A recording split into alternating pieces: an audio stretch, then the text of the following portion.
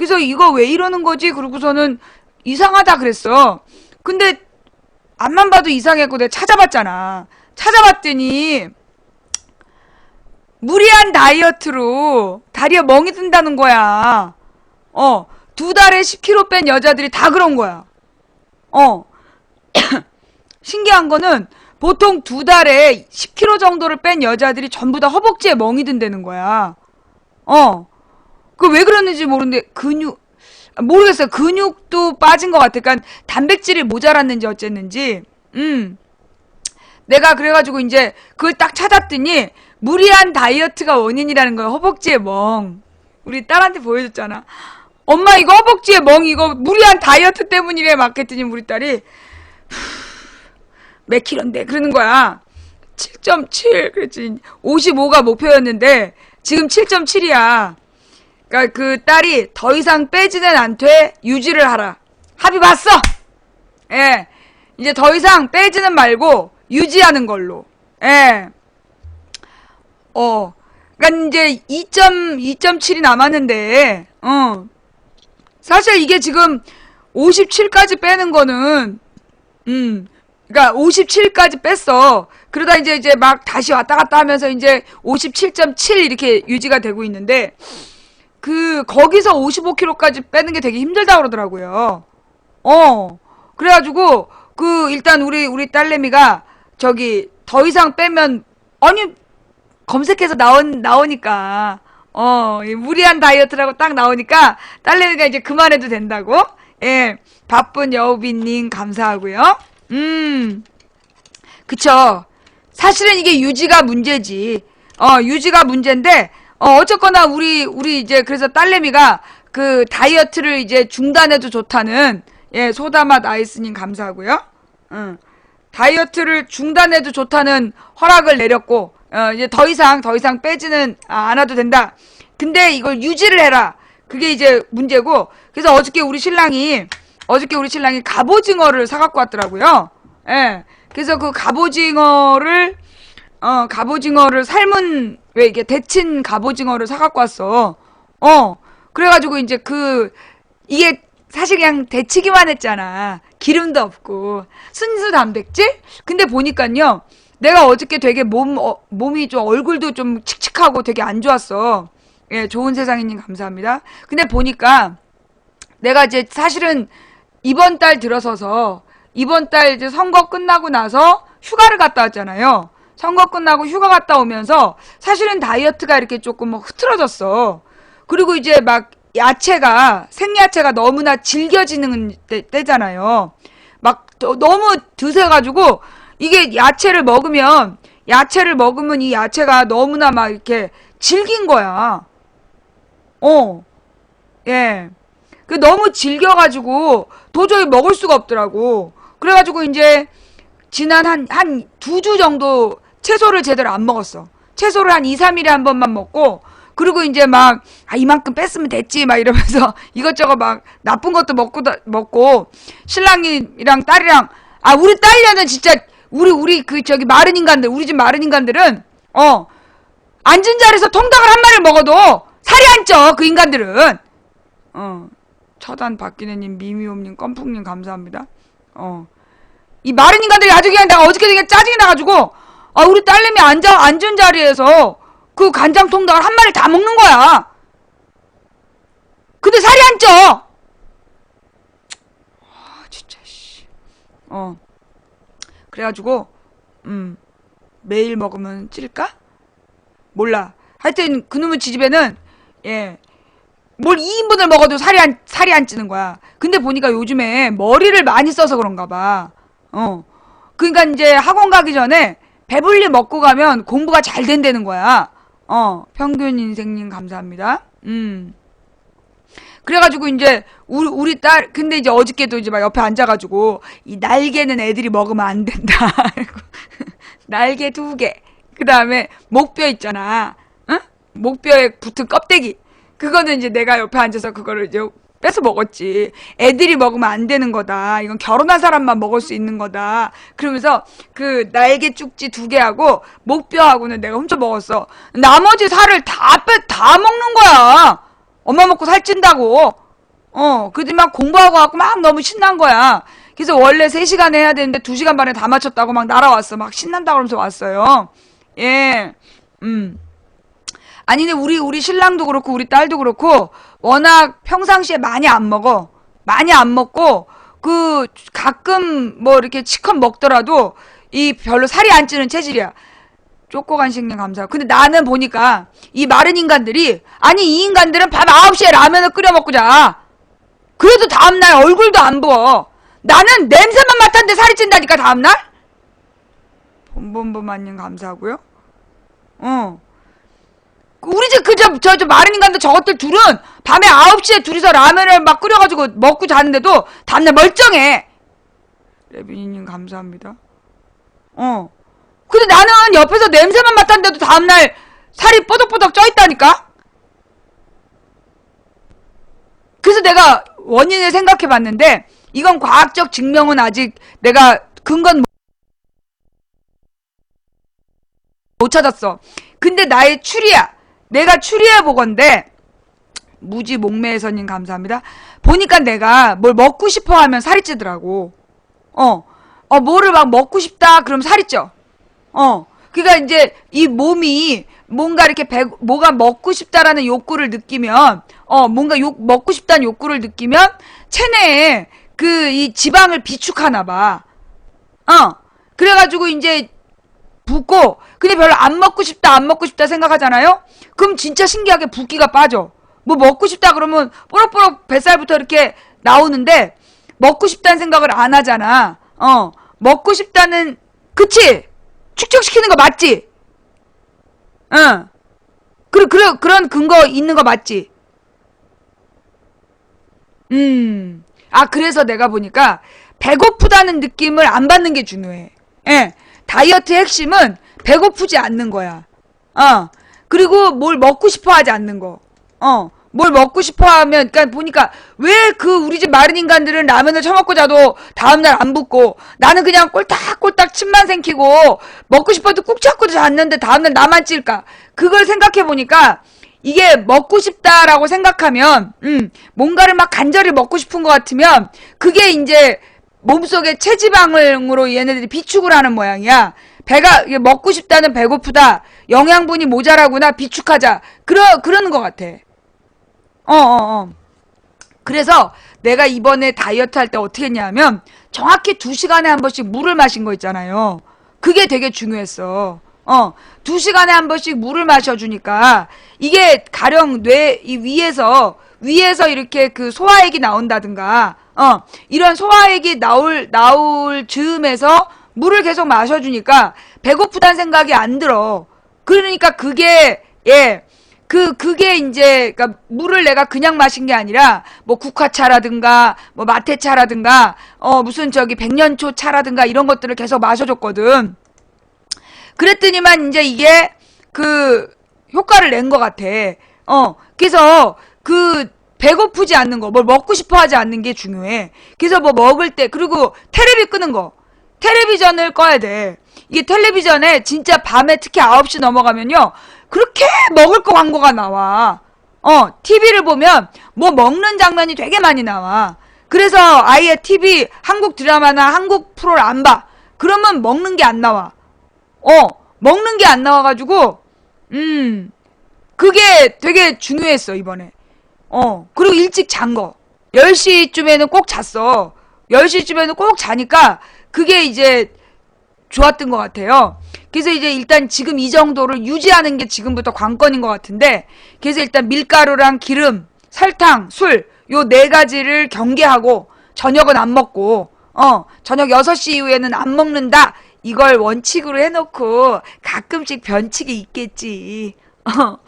과연 망치부인 이 57.7 유지를 얼마 동안 할까요? 예, 계속 지켜보겠습니다. 네. 하여튼, 그리고 다이어트의 뉴스도 참 중요해. 뉴스에 이렇게 박근혜 얼굴이라든가 문창극 얼굴이라든가 자꾸 쳐다보면 밥맛이 딱 떨어져. 그 다이어트의 새로운 방법? 자, 과연 망치부인, 올해 57.7 유지할 수 있을까? 나의 목표가 바뀌었어, 그래서. 올 한 해 57.7을 유지한다. 이게 목표야. 어우, 예. 어디부터 들어야 될까? 자.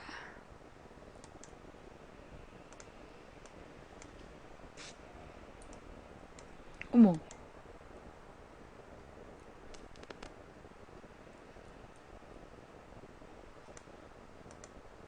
왜 이게 복사가 안 되니? 바른무님 올려주신 주소 복사가 안 되네.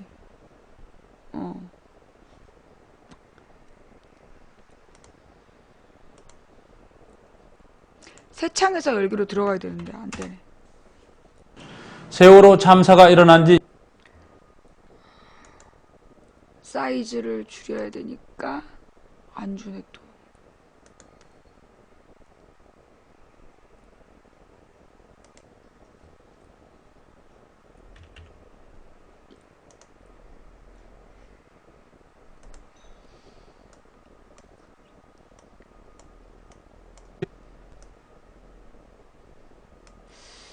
왜 이렇게 안 줄까?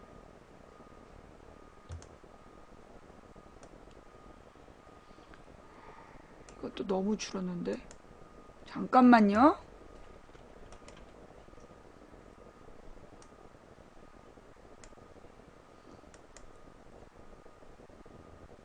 이 정도면 줄어야 되는데 왜 이렇게 안 줄어? 얘 또 뭐 문제 있나?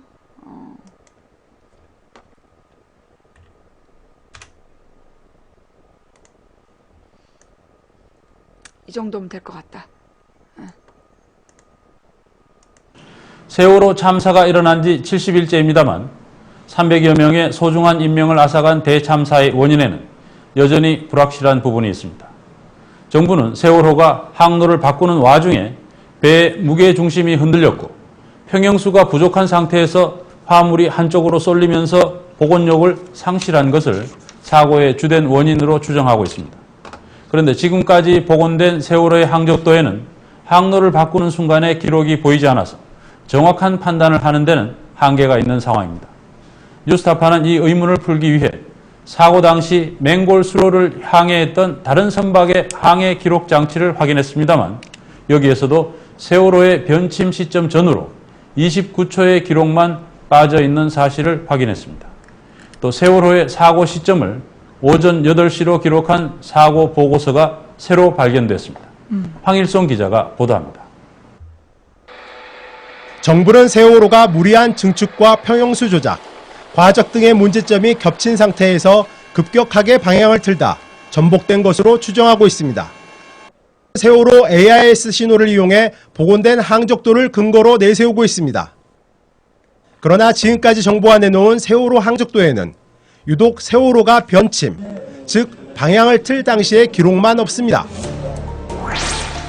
세월호 사고 직후 정부가 공개한 항적도입니다. 4월 16일 오전 8시 48분 100도 이상 오른쪽으로 급 선회한 것으로 나옵니다. 고속으로 주행하던 6,000톤급 여객선이 이처럼 급격하게 방향을 바꾸는 것은 불가능하다는 지적이 일자 정부는 두 번째 항적도를 내놓습니다. 해양수산부는 목포 VTS에 저장된 원본 데이터를 이용해 누락된 3분 36초간 세월호의 움직임을 복원했다고 밝혔습니다. 며칠 뒤 해양수산부는 진도 VTS에서 세월호의 항적 정보가 추가로 발견됐다며 항적도를 또다시 수정 발표합니다. 하지만 새 항적도에도 세월호가 변침할 당시인 오전 8시 48분 44초부터 49분 13초까지 29초간의 기록이 빠져 있습니다. 그러나 공교롭게도 육상기지국이 아닌 인근을 지나던 다른 선박에 잡힌 항해 기록에도 이 문제의 29초가 누락돼 있다는 사실이 새롭게 확인됐습니다. 뉴스타파가 최근 입수한 해양안전심판원의 문건입니다. 이 문건에는 세월호 사고 당시 맹골 수도를 지나던 컨테이너선 두 패밀리호의 항해 기록 장치가 있습니다. 이 항해 기록 장치에는 두 패밀리호는 물론 세월호의 항해 기록도 저장돼 있습니다. 신호가 육상으로 보내고 선박길도 보내집니다. 그게 신호가요. 예. 그래서 그 근처를 지나가는 그 두 패밀리호가 그 그 세월호에서 보내는 그 신호를 잡아가지고 저장을 해놨고요. 가운데 원이 두 패밀리호이고 아래쪽 삼각형이 세월호입니다. 4월 16일 오전 8시 39분 두 손박은 서로 비껴 지나갑니다. 거리는 1.4마일, 세월호의 당시 속도는 19노트입니다. 5분 뒤 세월호와의 거리는 2.8마일로 벌어졌고 세월호의 속도는 18.3노트로 줄어듭니다. 해양안전심판원 분석 결과 두 패밀리호에는 육상기지국 기록에는 빠져있는 2개의 신호가 잡힌 것으로 나타났습니다. 8시 49분 47초와 50분 14초의 기록입니다. 그러나 육상기지국 기록에 누락된 29초간의 항적은 두 패밀리호의 기록에서도 발견되지 않았습니다. 세월호는 이 시간 동안 10도 변침했고 이후 각도가 급격히 커집니다. 따라서 이 사라진 29초를 복원하는 것은 세월호 침몰의 진상을 규명하는 열쇠지만 하필 이때 항적이 없는 것에 대해 해양수산부는 명확한 답변을 내놓지 못하고 있습니다.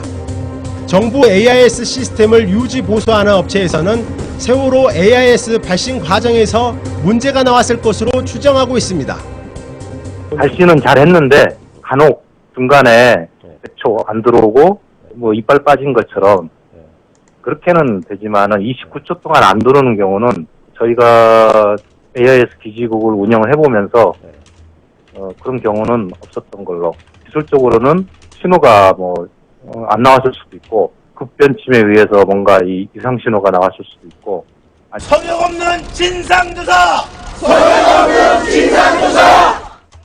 세월호 참사에는 밝혀야 할 의혹이 또 있습니다. 바로 정확한 사고 시점이 언제냐는 겁니다. 진도구청 상황실에서 작성한 세월호 침몰 상황 보고서에는 사건 발생 일시가 16일 오전 8시 25분경으로 기록되어 있습니다. 제가 전화를 하면서 이거 기록들을 해요. 기록들을 하면서 이제 이 기록된 거에 의해서 쓰는데 전화를 하도 여러 군데 들으니까 누구한테 들었다 이게 사실 어렵습니다. 이게 다 지금 제가 전화로 문의하면서 적은 것이라.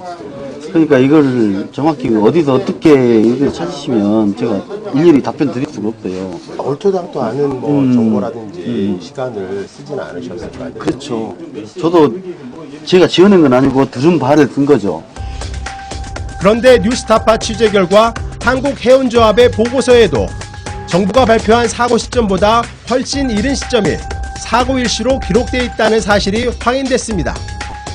세월호의 선사인 청해진 해운을 관장하는 해운조합 인천지부가 사고 당일 작성한 사고 보고서입니다. 해운조합 인천지부는 16일 오전 8시 55분 인천해경 상황실로부터 세월호의 위치를 문의받았고 9시 10분 세월호 사망사와 통화에 배가 왼쪽으로 기울었다는 사실을 확인합니다. 5분 뒤에는 세월호 일항사와 통화해 상황을 파악했고 구조 요청을 해경에 전달한 것으로 나옵니다. 그런데 이 보고서에는 사고 일시가 오전 8시로 적혀 있습니다. 여기 그 기록되어 있는 사항은 그 진행된 그대로 하거든요. 거짓을 설 수가 없으니까. 저런 걸 정확한 저희들이 지금 기록으로 보고 있는데요. 이거 다 수상에 다 제출했는데요.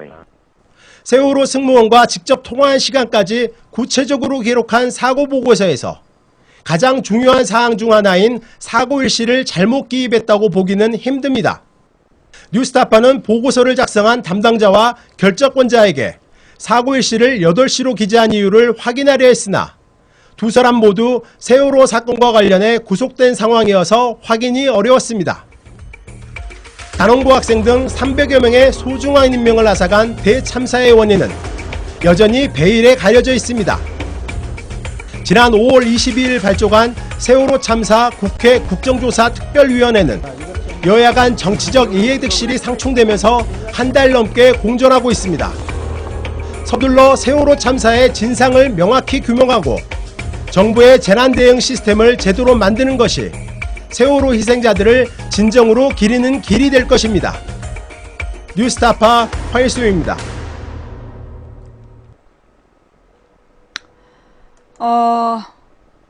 그러니까는 일단 지금 나타나고 있는 문제가 뭐냐 하면 이 사건에 대해서 지금 세월호가 군산 앞바다에서 7시에 굉장히 심하게 흔들렸다. 그러니까 맥주캔이 쏟아지고, 유리창이 뭐 깨질 만큼 굉장히 심각한 문제가 있었다는 거 아니에요. 근데 그 원인에 대해서도 이제까지 밝혀진 게 없어. 그죠? 그 다음에 그 사고 초기에 증인들이 다 이야기했던 뻥 소리가 났다. 쿵 소리가 나고, 그 다음에 이렇게 그 달걀 썩은 냄새가 났다. 이런 주장들, 이런 여러 가지 증언들이 있었고, 근데 그런 거에 대해서 지금 구체적인 조사도 안 되어 있고, 그 다음에 이 증거 자료에 대한 보존도 제대로 안 돼 있고, 심지어는 그 구조대원들이 구조하면서 촬영한 영상 자료들도, 구조하면서 촬영한 영상 자료들도 원본이 삭제되기까지 했어요. 어제 그거 같이 봤던가? 지금 이제 어제 다뤘나 안 다뤘나 모르겠는데, 얘기했어요, 제가? 같이 봤었나? 그 세월호 사건을 기록한, 해경이 기록한 영상 자료가 3개인데, 아니야. 우리 같이 봤지, 뉴스에서. 뉴스 같이 봤잖아요. 항공기, 헬기로 찍은 거 3대, 그 다음에 해경이 찍은 거 2개, 영상이 총 5개인데, 그 5개 영상이 대부분 원본이 아니라는 거. 사본만 있고, 아예 원본이 삭제된 경우가 있다. 그리고 지금 여기 나오고 있는 자료들을, 그러니까 오늘 뉴스타파의 의미는 뭐냐면, 그 사건 자체에 대한 기록이 정부 기관에서도 불확실하다는 거야. 공식 기관에서 사건에 대한 기록이나 이런 사건의 실체를 아무도 제대로 기록해 놓지 않았다는 얘기야. 그러다 보니까 이런 문제가 생긴 거죠. 그러니까 이제 이 사건을 제대로 상황을 파악하려면 먼저 맨 처음에 수사당국이 모든 영상 기록 이런 것들의 원본을 다 압수를 했어야 됐어. 압수수색을 하고 그 다음에 각 부처나 공식 기관들이 작성한 모든 자료를 올스톱 시키고 다 긁어 모아야 상황에 대한 정확한 진상이 규명되는데, 현재 이 정부가 그런 자료들 자체를 안 남기고 있다고. 자료를 막 없애고 있는 상황이야. 그러니까 의도적으로 그러는 건지 아니면 무능해서 그러는 건지, 의도를 가지고 일부러 사건의 실체를 가리기 위해서 자료를 막 헷갈리게 하는 건지 아니면 무능해서 제대로 갖춰놓지 않은 건지, 좌우지간 지금 상황은 뭐냐면 이 정부와 공공기관들이 사건의 실체에 대한 기록을 제대로 보존하고 있지 않다.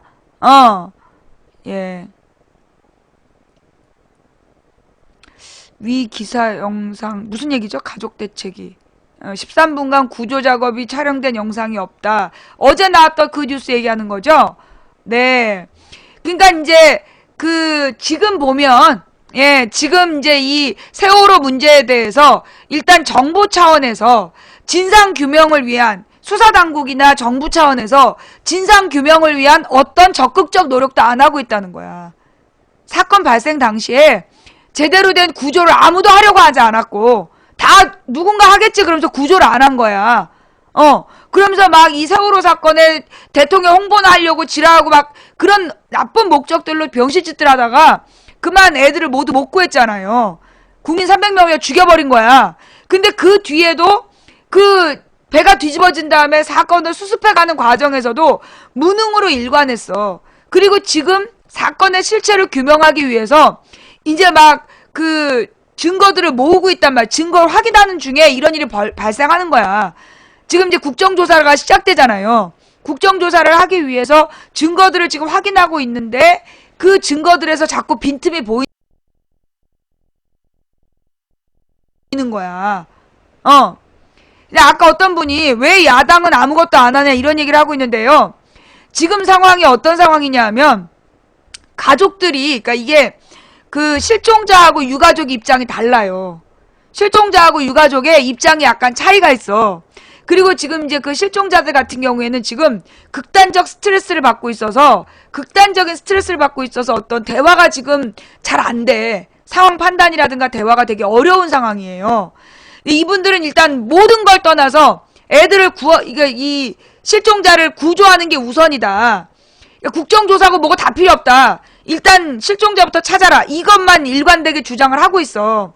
근데 지금 이제 유가족들은 이 세월호를 점점 언론에서도 덮고 있고 관력자들이 이걸 덮으려고 하니까 더 덮기 전에 빨리 진상규명을 해야 된다. 그게 지금 입장 차이예요. 예. 그러니까 이제 이 실종자들은 모든 걸 다 떠나서 애들부터 찾아내라. 이런 주장. 그래서 국정조사도 하지 마라. 이런 입장이고, 지금 국정조사가 중요한 게 아니다. 이런 입장이고, 유가족들은 지금 상황이 벌써 이게 70일이 지나도록 어떤 진상규명도 안 돼 있다. 그러니 진상규명 노력을 해야 된다. 근데 숫자적으로 이 유가족이 다수잖아요.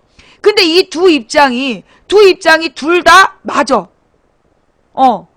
실종자 입장에서는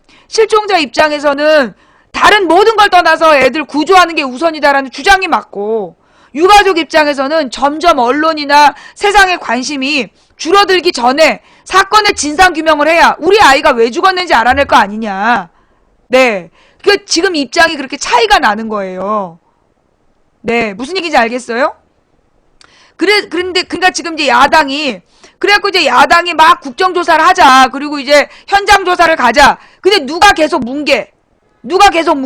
새누리당이 뭉개면서 현장조사 가자고 약속 잡아놓고, 밤에 무슨 유가족, 실종자 대표하고 전화했다 이러면서, 다음날 갑자기 출발하는 순간에, 가지 말자 이래버리고, 6월 5일이 그랬잖아요.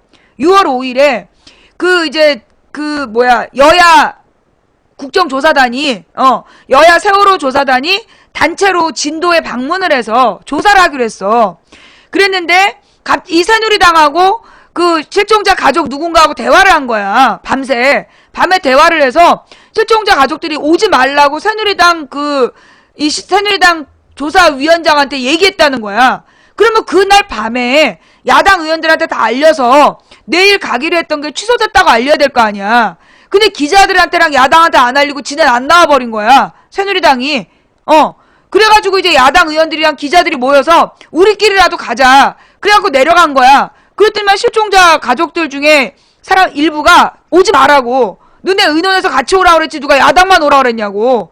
왜 정치적으로 이용하려고 그러느냐 이래버린 거야. 그래서 지금 이 야당도 뭔가 하고 싶어도 제대로 못하는 상황이에요. 예. 일이 어떻게 되는지 상황이 이해가 되나? 이게 지금 그러니까 김한길 안철수는 아무 도움이 안 돼. 근데 박영선이 원내대표가 된 다음에 지금 이제 야당 의원들이 조직적으로 움직이려고 한단 말이야. 그런데 그 새누리당에서 계속 뭉개고 발목 잡고 파토 놓고 그러면서 실종자나 유가족의 일부를 이용하는 것 같아요. 실종자나 유가족 일부를 막 설득해가지고 그래가지고 자꾸만 조사를 지연시키고 있는 거야. 제가 지금 잘못 알고 있는 건가요? 상담킹님 감사합니다.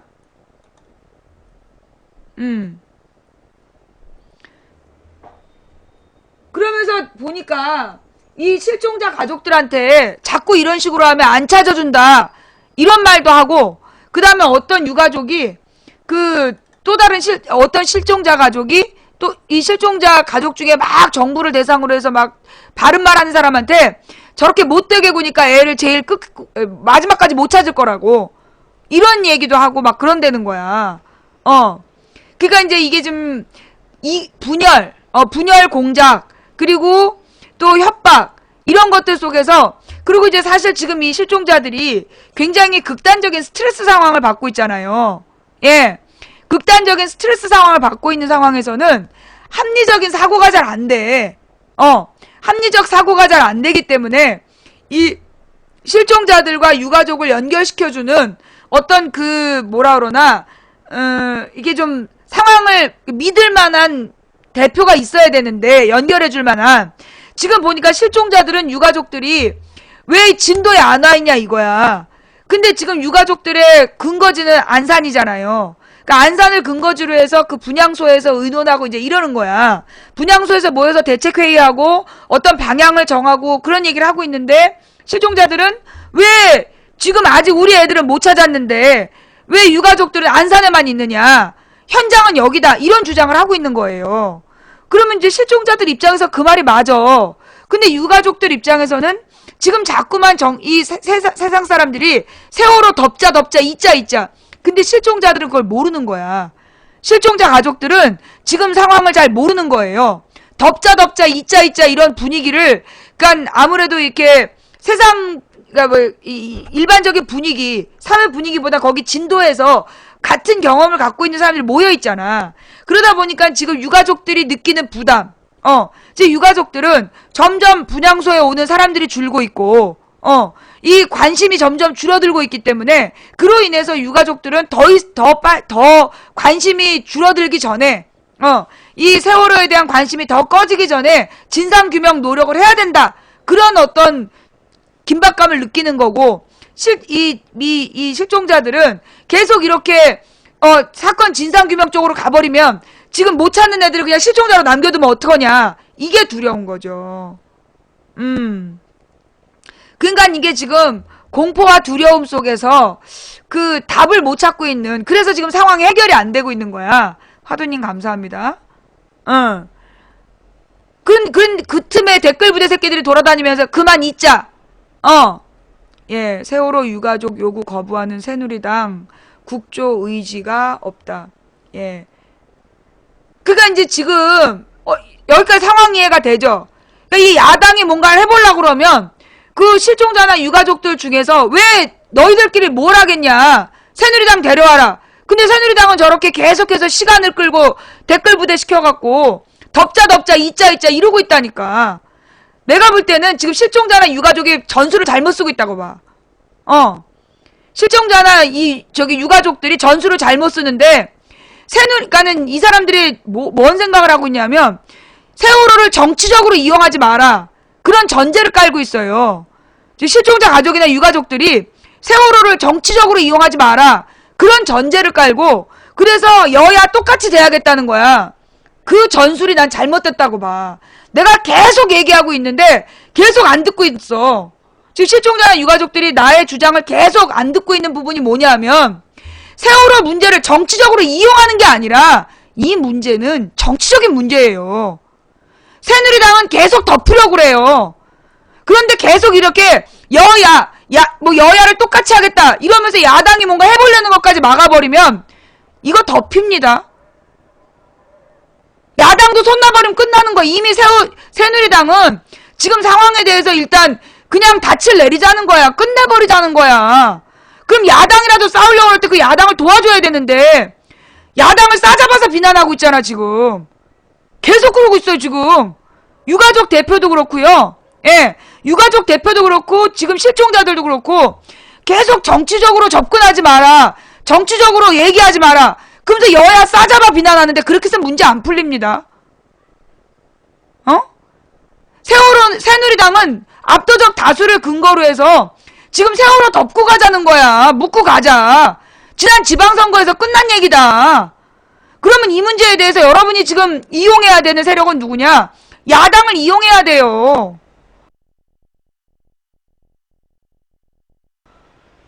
지금 봐봐. 박영선이 막 하자 그러고 있는데 김한길 안철수는 딴짓하고 앉아있고, 근데 계속 이런 식으로 이 유가족이나 실종자가 여야 똑같이 대우해버리고 니들끼리 하지 마라 이래버리면요, 박영선 쪽에서 하자 이 얘기도 그냥 힘을 잃게 돼요. 다음 전국으로 넘어가게 돼. 내가 계속해서 유가족들하고 실종자들한테 사인을 보내는데 그렇게 주장을 하는데요, 처음부터 지금까지 계속 현장에서 안 받아들여지는 거야. 처음부터 그랬어 지금.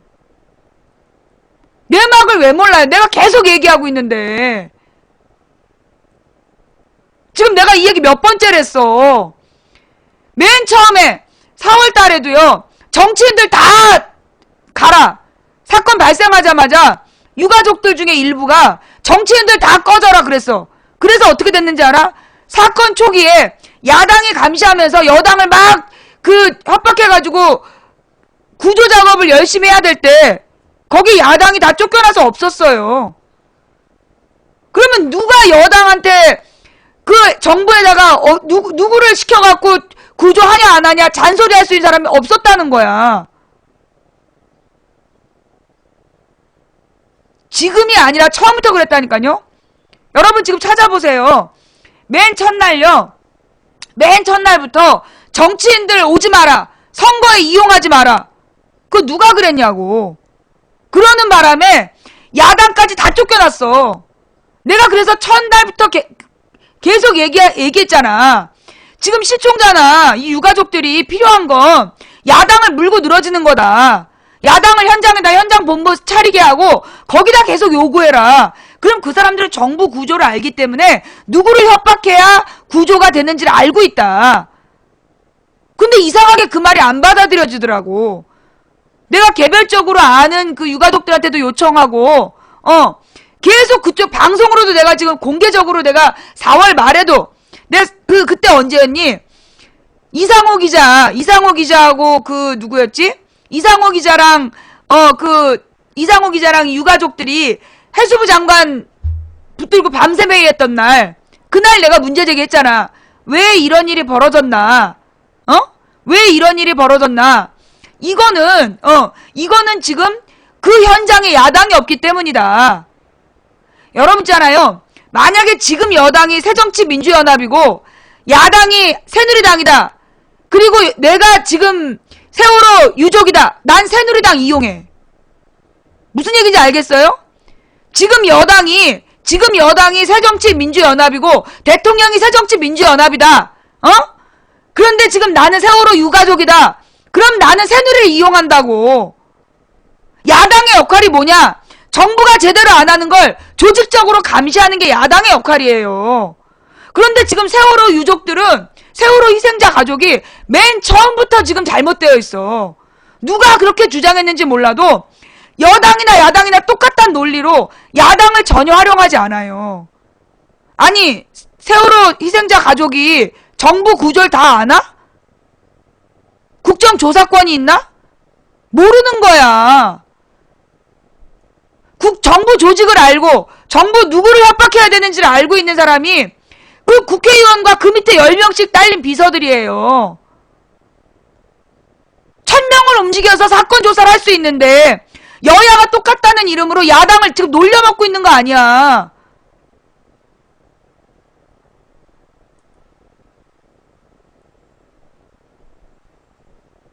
난 지금 현재도 마찬가지라고 봐. 어저께 월요일 뉴스야? 금요일 뉴스야? 지금 국정조사를 시작하겠다니까. 국정조사를 시작하겠다 그랬더니요. 또 실종자 가족들이 지금 무슨 기관 보고를 시키면 어떡하냐고. 해경청장이 들어가냐고. 해경청장이 직접 구조하러 가는 거 아니잖아. 이미 해경을 해체한다 그래서 해경청장, 해수부 장관 걔네 기관 보고한다 그래서 구조 작업에 문제 없어요. 그런데 실종자 가족들이 기관 보고를 하지 말라고 그러는 거야. 그러면 이번 사건 덮여요. 기관 보고를 하고 그들이 무엇을 잘못했는지가 언론에 노출이 되고 다시 문제가 돼야, 여론이 환기가 돼야지 사건 조사가 되고 실종자 실종자에 대해서도 힘을 쏟아주는 거지. 나 진짜 왜 이렇게 말을 왜 이렇게 지금 의사소통이, 물론 내 방송을 우리 실종자들 가족들이 안 봐서 그러는 거겠지만 내가 맨 처음부터 얘기했잖아요. 맨 처음부터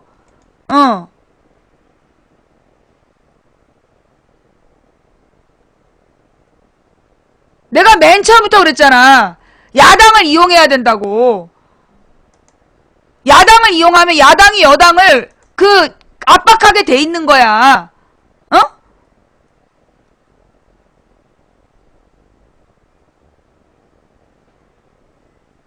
근데 지금 가만 보면, 그러니까 내가 볼 때는요, 지금 이 실종자 가족하고 유가족들, 그러니까 희생자 가족들이 계속 지금 난 잘못된 전략으로 타이밍을 계속 놓치고 있다고 봐.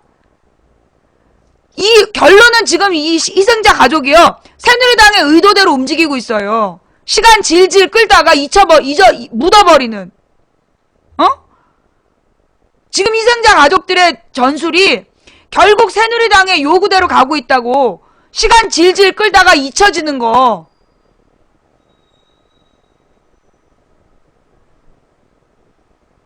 예. 근데 뭐, 그 입장도 보면, 그분들의 입장에서 보면, 어느 한쪽 편 들었다가 정치적이다고 욕먹고, 이거는 정치적으로 이용하는 거다 이러면서 욕먹어서 사태 해결이 안 될까봐 두렵다. 지금 대형 교회에서 세월호 애도하자는 것도 정치적이라 그래. 그렇게 위축되어서 그렇게 수세적으로 생각을 하니까 걔네들이 그걸 치고 나오는 거라고, 이용하는 거라고요. 무슨 말인지 이해가 안 되나? 희생자 가족들이 알아야 되는 게 뭐냐면, 이 상황을 이 희생자 가족들이, 괜히 이걸 정치적으로 이용한다는 비난을 받을까봐 두려워하는 거. 걔네들은 그 두려움을 이용해요. 예? 걔네들은 그 두려움을 이용한다고. 그래서 유가족의 두려움을, 공포를 이용해가지고요, 상황 끌다가 덮자는 겁니다. 이 세월호 문제는요, 정치와 무관한 문제가 아니에요. 세월호 문제는 정치와 무관한 문제가 아니라 정치 문제야. 이건 정치적으로 벌어진 사건이라고. 상황이 발생했을 처음부터, 상황이 발생하기 전에 이 상황을 만드는 과정, 그 다음에 상황이 발생해서 애들을 구조해야 될 시점을 놓치는 것도, 그 다음에 그 뒤에 아이들을 구할 수 있는 상황도, 일이 이렇게 늦어지고 있는 상황도 모두 정치적인 문제예요.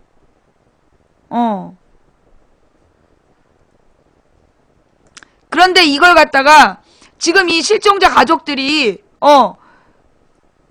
몰라, 이게 언론 보도가 그렇게 자극적인, 실종자 가족들의 또는 유가족들의 전반적인 입장이 나오는 게 아니라 어떤 일부분만 계속 여야를 같이 싸잡아 비난하는 부분만 나오기 때문에 내가 그걸 느끼는지 모르겠지만요.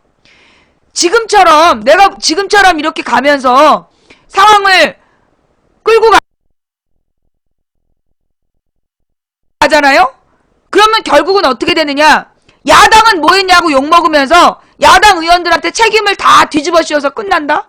새누리당이 계속 시간 끌었는데 누구도 새누리당 비판을 안 해.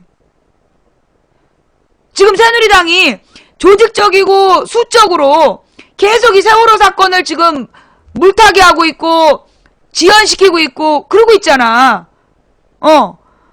그런데 지금 시청자들 중에서도 그렇고요. 이 희생자 가족들도 여야 싸잡아 욕하거나 이 네티즌들은 야당만 욕하고 있어. 이 상황이 끝나면 새누리당은 쓱 빠져나가고 야당만 욕먹고 끝나. 그러니 야당 의원들도 언론 플레이 똑바로 해야 돼. 그런데 지금 이 야당의 문제가 뭐냐 하면 야당의 입장을 방송해주는 언론이 없어. 지금 소위 대한 여론들은 대부분 이제 진보정당 편이야. 고발뉴스라든가 뉴스케이라든가 뉴스타파나 전부 대한 언론, 그러니까 좀 약간 진보정당의 성향이 강해. 그리고 지상파 KBS, MBC, SBS는 새누리당 스타일이고 새누리당 입장만 보도하고 있고 YTN이나. 그러니까 지금 민주당 쪽 입장을 얘기할 수 있는 적극적인 창이 없어. 그런데다가 또 문제는 뭐냐? 김한길이가 민주연합 의원들더러 인터뷰 조심하라고 계속 주질러 놓으니까 이 민주당 의원들이요, 언론 플레이를 전혀 안 하고 있어요. 트위터에 쓰는 것도 위축되어 있어. 그러니까 지금 나라꼴이 아주 웃기게 돌아가고 있는 거야.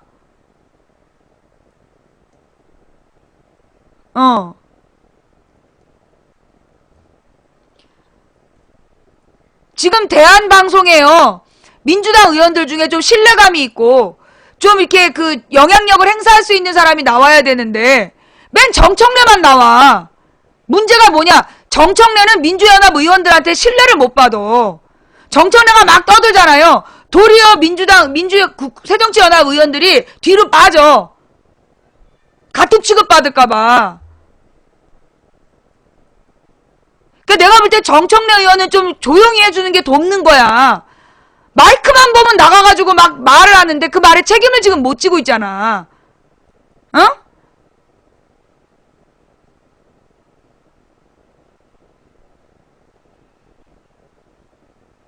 그리고 지금 보면 이 새정치 민주연합의 의원들 중에 이 새누리당의 국정조사, 새누리당 국정조사 특위 쪽에 좀 중량감 있는 의원을 배치했어야 됐다고 봐.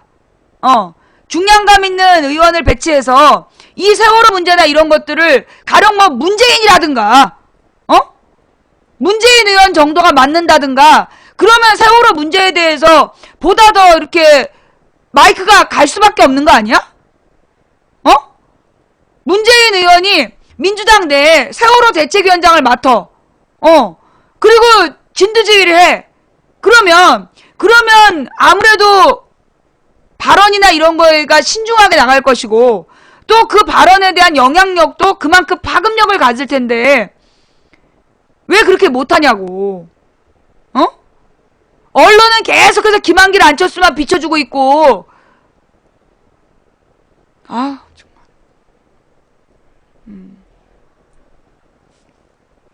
그러니까 이제 이게 지금 행안위에서, 그러니까 이게 이제 상임위별로 국정조사를 하는 모양인데요. 예. 하여튼 이거 국정조사 특위를 꾸리고 움직일 때 뭔가 이렇게 전투력 있는 의원들이 앞서야 되고, 그리고 중량감 있는 의원들이 맡아줘야 돼. 몰라. 내가 지금 뭐, 나의 생각이 부족할 수도 있죠. 네. 나의 생각이, 부족해서 내가 잘 모르고, 이런 생각을 하고 있는지도 모르겠는데, 하여튼 내 생각에는, 지금 뭐, 이 가족들도 전략을 되게 잘못 짜고 있다. 여야를 똑같이 대우하면서 똑같이 나쁜 놈이다, 똑같이 무능하다, 그래버리면서 야당을 이용 못하고 있고, 야당은 야당대로 지금 김한길 체제 하에서 제대로 못 움직이고 있고, 효과적인 지금 한마디로 이건 다 결국은 김한길 안철수 책임이야. 세월호 문제를 김한길 안철수가 해결하려는 강한 의지가 없잖아. 그러니까 사람 배치라든가 언론 플레이라든가 이걸 전혀 안 하고 있는 거야.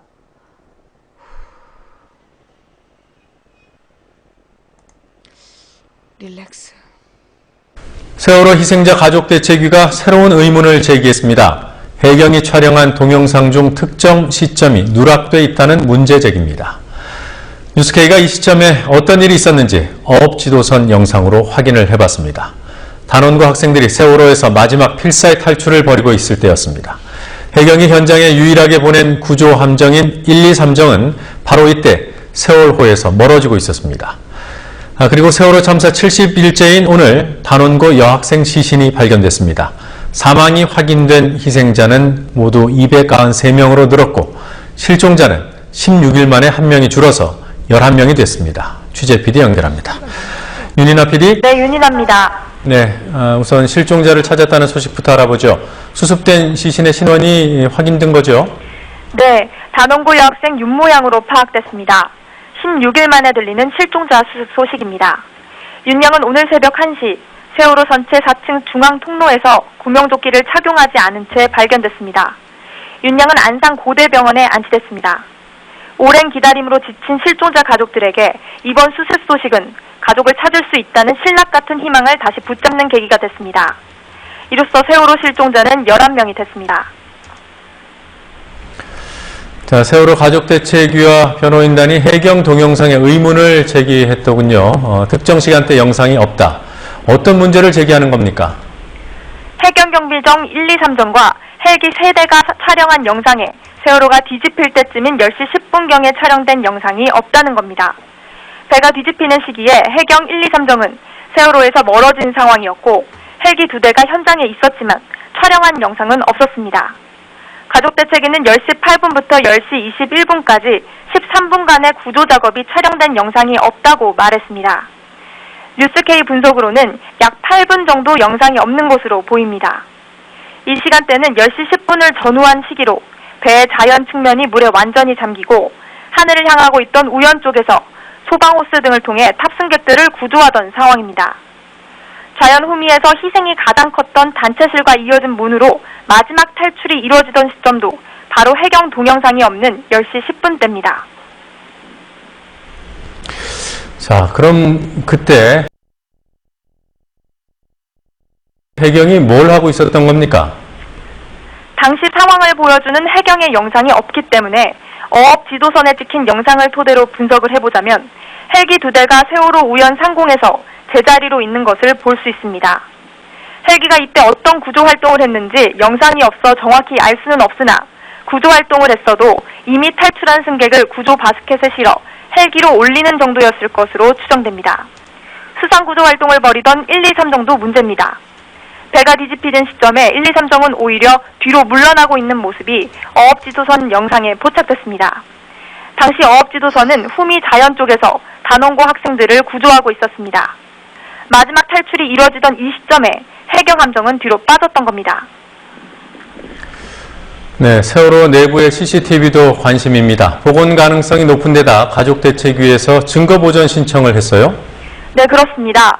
가족대책위는 오늘 세월호 내 CCTV 화면을 저장한 것으로 보이는 영상 저장 장치에 대한 증거 보존을 광주지방법원에 신청했습니다. 영상 저장 장치는 지난 22일 세월호 3층 안내데스크에서 발견됐습니다.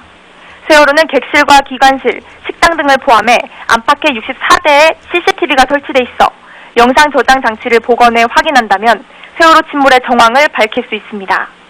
가족대책위는 오늘 진도군청에서 영상 저장 장치가 세월호 침몰 과정과 선원들의 탈출 과정, 해경 구조 과실에 대한 중요한 증거가 될 것으로 보고 있다고 말했습니다.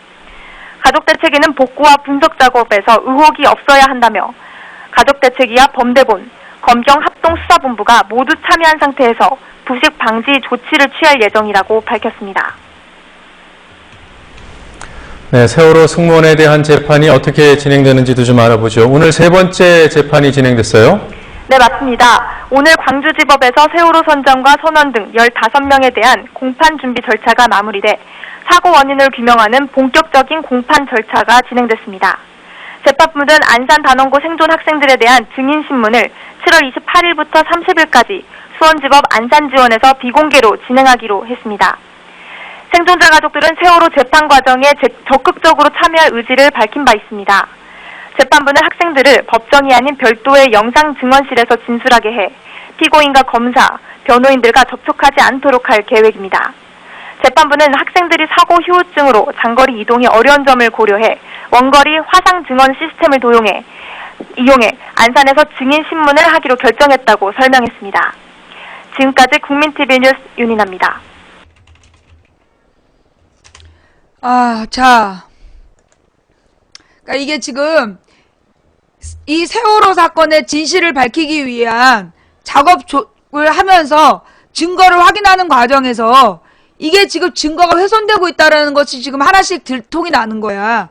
아까 얘기했던 그 내용이 좀 또 연결된 거예요. 뭔 말인지 알겠지? 지금 정부 차원에서 이 모든 문제의 모든 증거는 어디서 나와야 돼? 정부에서 나와야 돼. 그런데 지금 정부가 수사권도 가지고 있어. 책임자가 지금 수사권도 갖고 있는 거야. 죄를 저지르는 놈들이 수사도 하고 있는데, 그러면서 지금 증거도 막 없애고 있는 거야. 아이들 JTBC에서 동영상이 공개된 이후로 나온 아이들은 휴대폰을 거의 돌려받지 못했대잖아.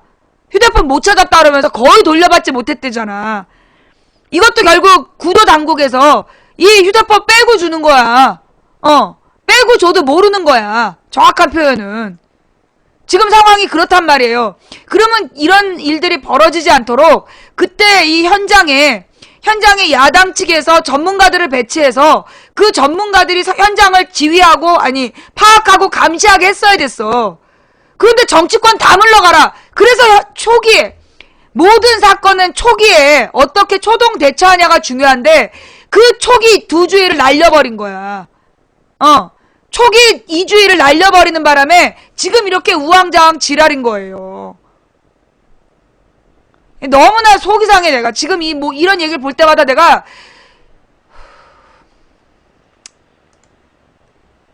초기부터 내가 나는 일관되게 이 야당을 물고 늘어져야 된다. 야당한테 책임지게 해야 된다. 그래서 이 야당을 너네 이거 똑바로 하지 않으면 다음 선거 안 밀어주겠다라는 협박을 가지고 제대로 물고 늘어지게 해야 된다고 내가 방송했죠? 그지? 그럼 그 방송 보신 분, 내 4월 말에, 4월 마지막에서 두 번째 주, 그 정도에 내가 그 얘기를 했잖아. 내가 야당을 이용해야 된다. 야당의 역할은 그거다. 이건 정쟁이 아니라 원래 여당이 있고 야당이 있는 이유가 그거다. 여라고 부르고 야라고 부르는 이유가 뭐냐? 여당을 감시하고 감독하고 비판하는 역할을 야당이 하라고 야당이란 이름을 주는 거다.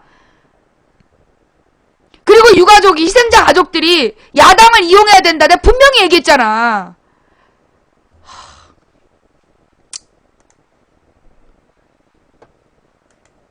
유가족은 유가족대로 어떤 입장이 있겠죠. 근데 이렇게 지금 계속 덮여가니까 상황이 자꾸만 저 새끼들이 덮으려고 하니까 그래서 내가 좀 화가 났어요. 죄송합니다. 제가 감히 여러분들한테 이렇게 막 화내고 그러면 안 되는데 저 새끼들이 자꾸만 상황을 이렇게 저희는 가니까. 단원고 2학년 학생입니다. 또한 세월호 생존 학생입니다. 사고가 일어난 지 2달이 교수님 안녕하세요.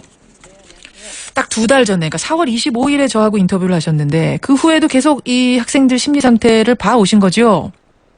네, 저는 5월 28일까지 5주간 단원고에서 상주하면서 아이들을 면담했고요. 예. 그 이후에는 저는 지금 경북대 병원으로 다시 복귀를 했고 저희 센터 연구원들이 단원고로 가서 근무를 하고 있고 또한 소아청소년 정신건강학과 전문의들이 지속적으로 학교 현장에 계시면서 오늘도 교직원분들과 함께 아이들을 맞이할 예정입니다. 오늘도. 그때 그러셨어요. 어른들이 싸우기만 하고 구조하러 가지 않는다 해서 아이들이 지금 어른들에 대해 사회에 대해 굉장히 배심감 가지고 있는 부분 지적을 해주셨는데 그 부분은 어떻게 좀 회복이 됐습니까? 예, 아이들은 어른들 생각하는 것보다는 훨씬 더 회복하는 능력을 가지고 태어나거든요. 예. 아이들을 이제 둘러싸고 있는 가족 상황이나 얼마나 가까운 후배나 친구가 사망했는지, 청소년이 갖고 있는 성격이나 이전에 이런 죽음을 경험한 적이 있는지 여부들이 다르긴 하지만 아이들은 많은 그 선생님들의 어떤 헌신과 그다음에 또 선생님들께서 아이들을 도와주려는 동기를 가지고 새로 또 13분의 선생님들이 또 오셨거든요. 또한 뭐 상담교사, 상담사 이런 분들이 배치가 돼서 모든 사람들이 공동의 노력을 했기 때문에 걱정하시는 것보다는 훨씬 많이 회복이 됐습니다. 다행입니다. 그럼에도 불구하고 제일 힘들어하는 부분은 어떤 건가요, 학생들이? 근데 이제 이러한 애도 반응이라는 것이 어떤 시점을 기점으로 이렇게 무 자르듯이 한 번 딱 끝나는 것이 아니라 상황에 따라서 단지 그 양상이나 강도가 바뀌는 거거든요. 예를 들면 파도처럼 이렇게 오름과 내림이 있는 것처럼 시기에 따라서 변화하는 건데요. 시험을 앞둔 이제 3학년들은 중간고사를 치르면서 현실의 무게에 좀 더 힘들어하는 부분이 있고요. 2학년 잔류 학생들은 친구들이 너무 오랫동안 학교로 돌아오지 않았잖아요. 그렇죠. 그 아이들과 다시 만났을 때 다시 서먹해지면 어쩌나 걱정하는 모습들이 있었고 1학년 학생들도 나름대로 위치해서 노력하는 모습을 보입니다. 아시다시피 아직 다 발견되지가 않고 선생님들의 시신도 다 발견되지 않은 상황이라서 이런 이제 참사에 대해서 정의나 진실이 좀 실현되기를 바라는 학생들이 많이 있습니다. 자, 이제 이들은 세월호 타지 않았던 학생들 얘기를 지금 해주신 거고 이런 가운데 이 아이들의 심리도 좀 불안한 가운데 생존 학생들, 세월호에 탔던 학생들이 오늘 학교에 처음 등교를 합니다. 이 학생들이 지난주에 SNS에 호소문 올렸어요. 뭐라고 올렸냐면 혹시 거리에서 웃고 떠드는 장난치는 저희를 보더라도 이상하게 생각하지 말아주세요. 정말 괜찮아진 거라고 생각하지 말아주세요. 이런 내용도 있더라고요. 어떤 상태일까요? 아이들은 구조되는 과정에서 친구들을 다 데리고 나오지 못하고 자신이 살아남는 것에 대해서 누가 뭐라 하지 않더라도 살아남은 자의 죄책감을 가지고 있습니다. 사실 이것은 아이들의 잘못이 아니죠. 오히려 그 아이들이 이렇게 살아나와줘서 감사하다고 저희가 얘기를 해야 될 상황인데요. 물론이죠. 아이들은 자신들의 책임이라고 생각을 하거든요.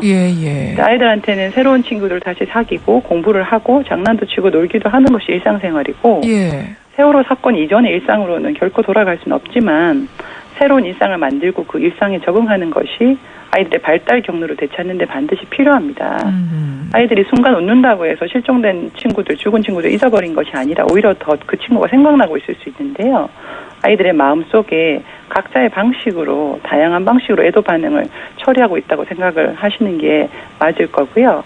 웃는다고 어떻게 저런 일을 당하고 웃을 수 있나라고 생각을 할까 봐 아이들이 걱정하고 또 불안해하는 것 같습니다. 우리는 평상시로 돌아가고 싶어서 웃고 떠들고 이러는데 그걸 가지고 또 뒤에서 어떻게 쟤는 친구를 잃었는데 웃을 수가 있어. 쟤 너무한 거 아니야? 혹시 이럴까봐 그게 두려운 거고. 네. 그렇죠.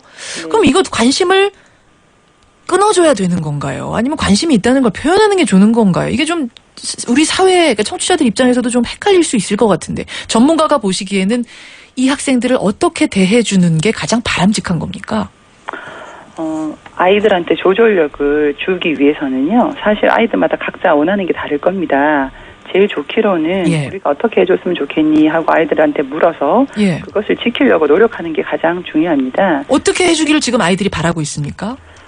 아이들은 일단은 제 생각에는 재난 상황이 되면 제일 중요한 자세가 polite observation이라는 개념이 있습니다. 그게 뭐죠? 공손하게 옆에서 지켜보는 거죠. 그래서 아이들한테 우리의 마음을 전달하는 방법은 여러 가지가 있을 수 있는데요.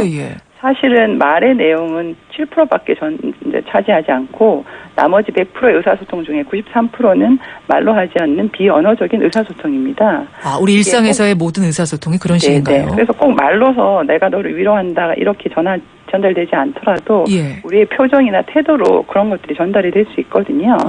그래서 믿어주고 지지해주고 격려해주시는 마음을 가지고 계시면 그걸 꼭 아이한테 제가 건네지 않더라도 전달이 될 겁니다. 중요한 건 아이들의 마음을 일단 들어주고 귀를 기울여주는 거거든요. 내 마음 편하자고 위로를 말을 할 수도 있거든요. 그렇죠. 그렇게 하기보다는 일단은 아이들이 원하는 걸 지켜봐주고 들어봐주고 하는 그런 자세가 아이들한테는 오히려 더 지지가 될 것이라고 생각을 합니다. 알겠습니다. 명심을 해야겠네요. 그때 2달 전에 그러셨어요. 학생뿐만 아니라 교사들도 불안감 때문에 좁은 곳에도 못 들어가고 거울도 심지어 못 보는 선생님들도 계시다. 선생님들 좀 나아지셨어요? 80여 분의 선생님들 계시다가 갑자기 한 13분의 선생님이 사라지시고 돌아가셨죠. 또 진도 현장을 지키거나 장례식 조문을 하시거나 학교에서 노제를 지내시고 또 이제 유품 정리를 하신다고 또 학교를 방문하신 위가족들을 위로하고 안내하는 부분 또한 수업을 진행해야 되고 2학년 잔류 학생은 학교에서 2학년 생존 학생은 또 연수원에서 이제 수업을 진행해야 되는 그런 부분들이 있어서 선생님들은 굉장히 여러 가지 일을 처리하셔야 됐습니다. 그렇죠. 그런 모든 일에도 불구하고 묵묵히 선생님들은 자신의 할 일을 수행을 하셨습니다. 사실 선생님들의 헌신이 없었더라면 지금의 단원고의 모습은 없었을 거라고 생각을 하고요. 그 선생님들의 심리 상태가 전 좀 궁금한 건데 괜찮으신 건지 이분들도. 네. 사실 이런 일이 생기고 나면 새로운 사람을 만나서 마음의 문을 여는 게 참 쉽지 않거든요. 그렇죠. 네, 이제 13분의 선생님들이 다시 오셔갖고 일적인 면에는 한숨을 돌린 부분은 있지만 선생님들이 자신의 마음을 들여다보고 치울 만한 시간적인 여유나 공간적인 여유나 체계적인 지원은 전문가로서 보면 아직 부족한 부분이 있는 것 같습니다. 알겠습니다. 가정에서 부모들이 건강해야지 아이들도 행복하듯이 학교에서는 그런 부모의 역할을 선생님들이 하시거든요. 그렇죠. 게다가 또 학교라는 것은 문화가 미리 시간표가 나와 있고 구조한 계획대로 수업을 진행하는 문화인데 이런 사고 후에는 그렇게 하기가 쉽지가 않고 게다가 지금 단원고의 어떤 삶 자체가 현장 자체가 여러 가지 것들이 너무 고려해야 될 것들이 많아서 이게 아직 되지 않고 있어서 외상을 치료하는 방식과는 굉장히 다른 면이 있습니다. 알겠습니다. 그 와중에서 가장 힘들었을 부분이 선생님들이라고 생각하거든요. 선생님들도 우리가 놓치지 말고 그분들에게도 관심, 위로를 전해야겠다는 건 오늘 전해주셨어요. 여기까지 오늘 말씀 듣지요. 정은성 교수님. 고맙습니다. 네, 감사합니다. 현재까지 지금 아직 파악된 그 명단을 가지고 있는 인원 중에 돌아오지 못한 사람이 11명이에요. 11명이 돌아오지 못했는데 그 중에 5명이 학생이야. 여학생 3, 남학생 2 남았어요. 5명이 남아있고 그 다음에 선생님 2분이 아직 안 돌아오셨어요. 그래서 7, 그 다음에 일반인 4인데 일반인 4 중에 2이 누구냐 하면 왜 맨 첫날 여기 애기 있어요 애기 이러면서 애들이 6살짜리 아이를 이렇게 구했잖아. 그 6살짜리 아이의 오빠하고 아빠가 아직 구조가 안 됐어요. 그 다음에 베트남 사람 1명이 있는데 베트남 사람 2명이 같이 탔다는 거야. 근데 그 베트남 사람 1명은 일찍이 구해져서 지금 냉동고에 들어와 있는데 나머지 한 사람을 찾아야 같이 본국으로 돌려보낸다. 근데 지금 베트남 사람이 찾지 못해갖고 지금 이제 1명 남아있고 그리고 이제 1명은 누군지 몰라. 남은 1명이 아마 승무원인지 예, 한 명이 누군지 모르겠어요. 그래서 지금 이렇게 해서 11명이 현장에서 아직 그 구조되지 못한, 예, 발견되지 못한 실종자인데, 이 20년 전에 1993년도에 서해 페리오 사건이 있었을 때 그때는 어떻게 됐을까요? 전원 찾았답니다. 예. 한 명도 실종자 없이 다 찾았대요. 그런데 지금 20년이 지난 오늘 대한민국은 지금 사건 발생 71일째인데 아직까지도 11명, 정확하게는 11명 이상인데 11명 이상 몇 명인지 예, 알 수가 없어요.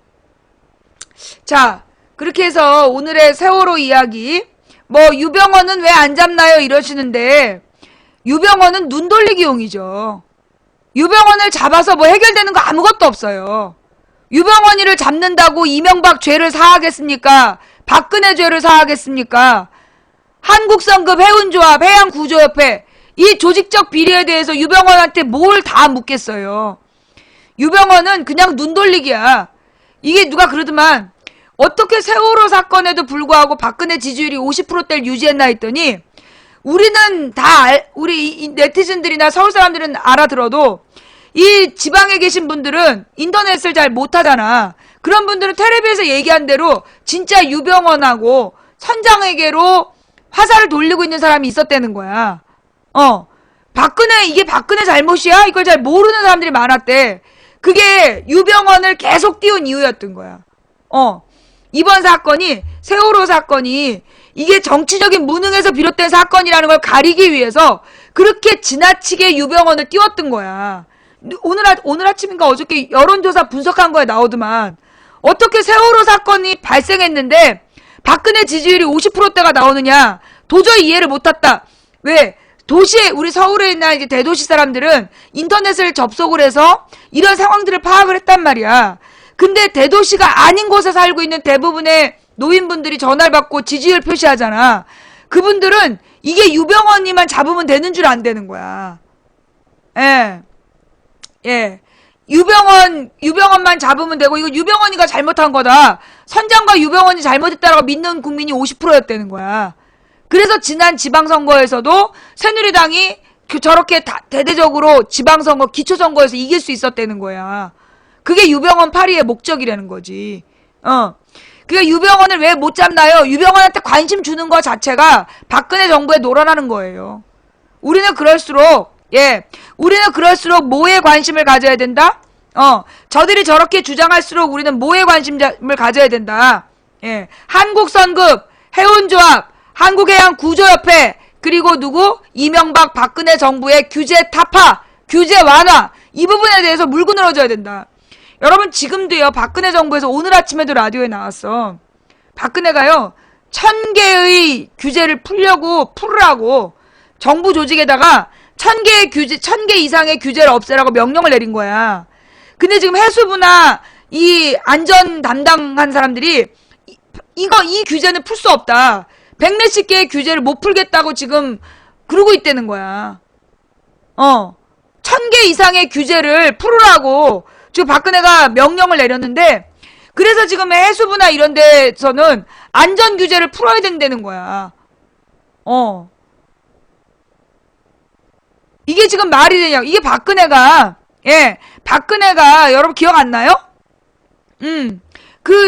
이번 세월호 사건 직전에 7시간인가 8시간 생방송을 했잖아. 뭐 이렇게 규제 완화 생쇼, 규제 완화를 해야 된다 그러면서 서민하고 중소기업 사람들 불러다가 규제 완화를 해야 된다 그러면서 무슨 뭐 푸드 트럭을 허용한다 막 이런 생쇼를 했잖아. 그렇게 쇼해놓고요, 실제로 딱 방송이 꺼진 다음에 규제를, 대기업을 위한 규제 혁파 1000개를 지금 진행 중인 거야. 돈 한 푼 안 들이고 투자를 늘릴 수 있는 방법이 규제 완화다. 그러면서 규제를 혁파하라고 지시를 내렸어. 자, 그러면서 이명박 때부터 박근혜까지 일관되게 규제를 없애고 있는데, 그래서 규제를 없애니까 대기업이 투자하나요? 대기업에서 일자리를 만들었어요?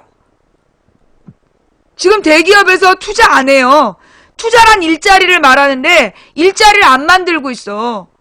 당장 현대자동차가 지금 우리나라에서 수타페 만들고 지금 깽판 치고 있잖아.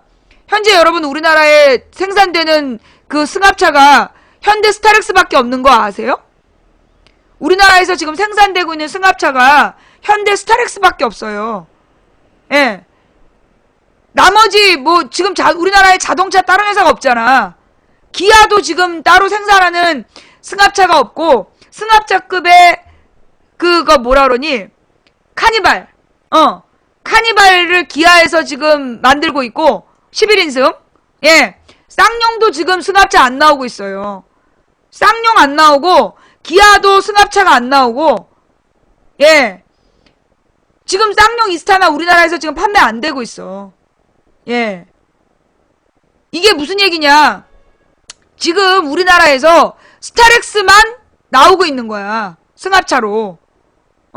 근데 또 이게 왜 그러냐면 승합차를 승합차가 안 팔린대요. 왜 또 안 팔리냐 했더니 그 승합차는 다중이 이용하는 차량이니까 맨 처음에 설계 단계에서부터 100km 이상 못 나가게끔 엔진을 설계하라는 나라의 법이 정해졌다는 거야. 그래서 지금 그 새로운 승합차를 사려는 사람이 없다는 거야. 그게 지금 우리나라 화물차도 대부분 여러분 봐봐요. 아니 나는 화물차들이 왜 저렇게 다 볼보만 타고 다녀 그랬어. 그랬더니만 화물차도 지금 제대로 만드는 게 없다는 거야.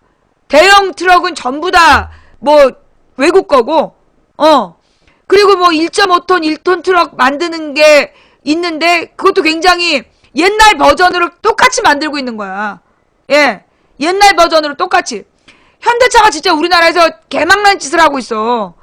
수타페라 그래가지고 그 산타페 모델이 물이 새는데 물 새는 게 한두 개가 아닌 거잖아. 조직적으로 굉장히 많은 차에서 물이 새고 있단 말이야. 그래서 수타페란 이름이 붙어졌어.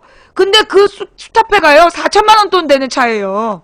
3,800에서 옵션 붙이면 4천 넘어가는 차야. 근데 물이 새. 난리도 아니잖아. 이게 왜 그러느냐 하면 이게 왜 그러느냐 하면 현대가 더 이상 우리나라에 자동차 공장을 짓고 있지 않아요. 우리나라에 투자를 안 하는 거야. 왜? 미국에서는 자동차를 더 많이 산다 이래가지고 미국은 16살만 되면 자동차를 사주잖아. 그래서 미국에다가 지금 현대 공장을 계속 짓고 있어. 그래서 미국에서 현대자동차를 만들어가지고 미국에서 파는 거야. 미국 노동자들 고용해서 미국에서 팔아서 만들어서 파는 거예요. 그래놓고 그러면 한국에 지금 현대자동차 노동자들은 옛날에 만들어서 팔던 것들을 지금 현지에서 만들어 팔고 있어. 그래놓고 한국 현대자동차 노동자들더러 생산력이 떨어진다고 욕하고 있잖아. 그러니까 내수용은 개판으로 만들고 비싸게 팔아먹고, 내수는 차도 개판으로 만들어서 비싸게 팔아먹어요. 똑같은 그랜저가 우리나라에서 4천만 원인데 미국에서 2천만 원대잖아. 우리나라에서 그랜저를 그게 그랜저지. 그랜저 그 당시에 뭐 뉴그랜저였나 뭐였나. 그게 우리나라에서 4천만 원대인데 미국에서 똑같이 생긴 걸 2천만 원대에 파는 거야. 그래놓고 우리나라에는 그게 기본값이면 거기에다가 옵션 붙이면 4천만 원 넘어요. 그랜저도 4천만 원대 되는 차야. ABS까지 다 옵션이야 우리는. 근데 외국에는 기본 ABS 장착해야 수출이 돼. 제네시스 뭐 이런 것들.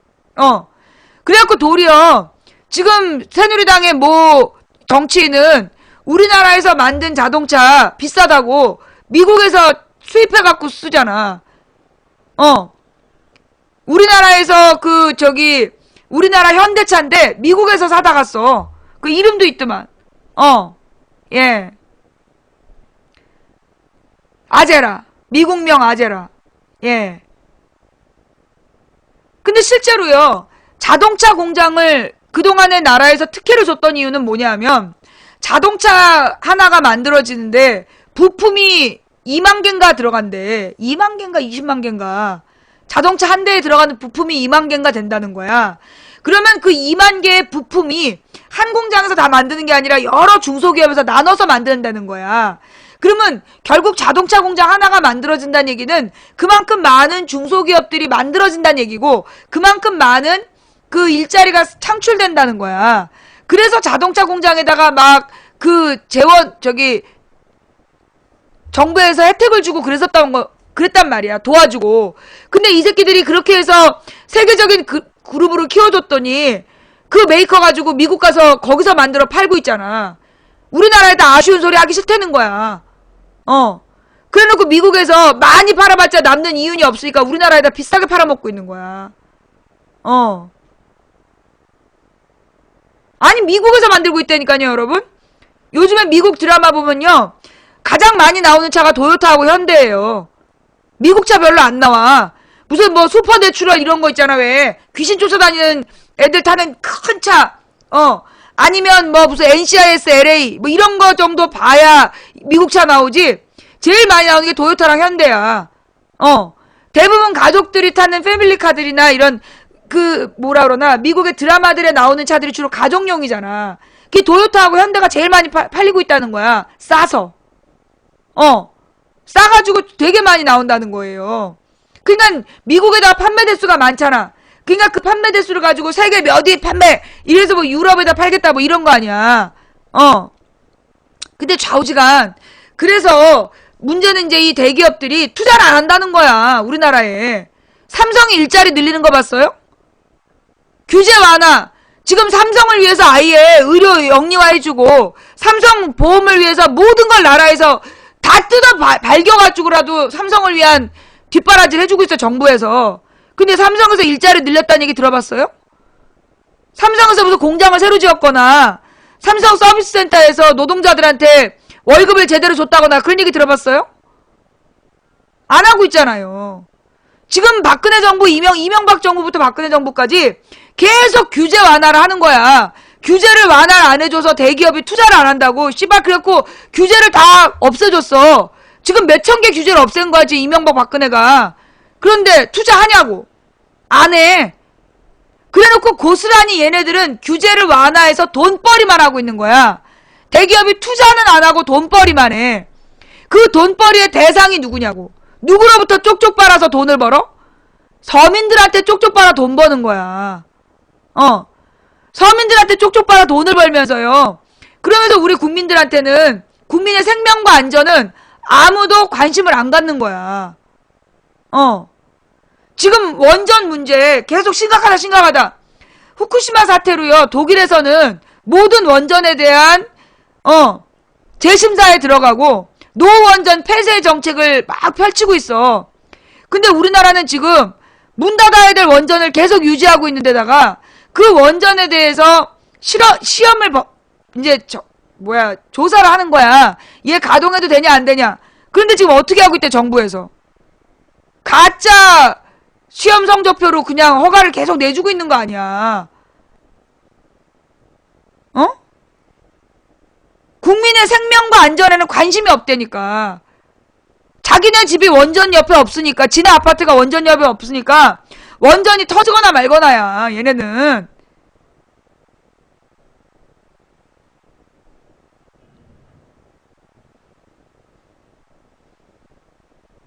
정말 심각한 상황이 벌어지고 있는데 정부에서는 지금 시험 성적표 가짜로 조작해서 그 허가를 늘려가고 있다는 거예요. 그러면서 원전을 더 짓겠다.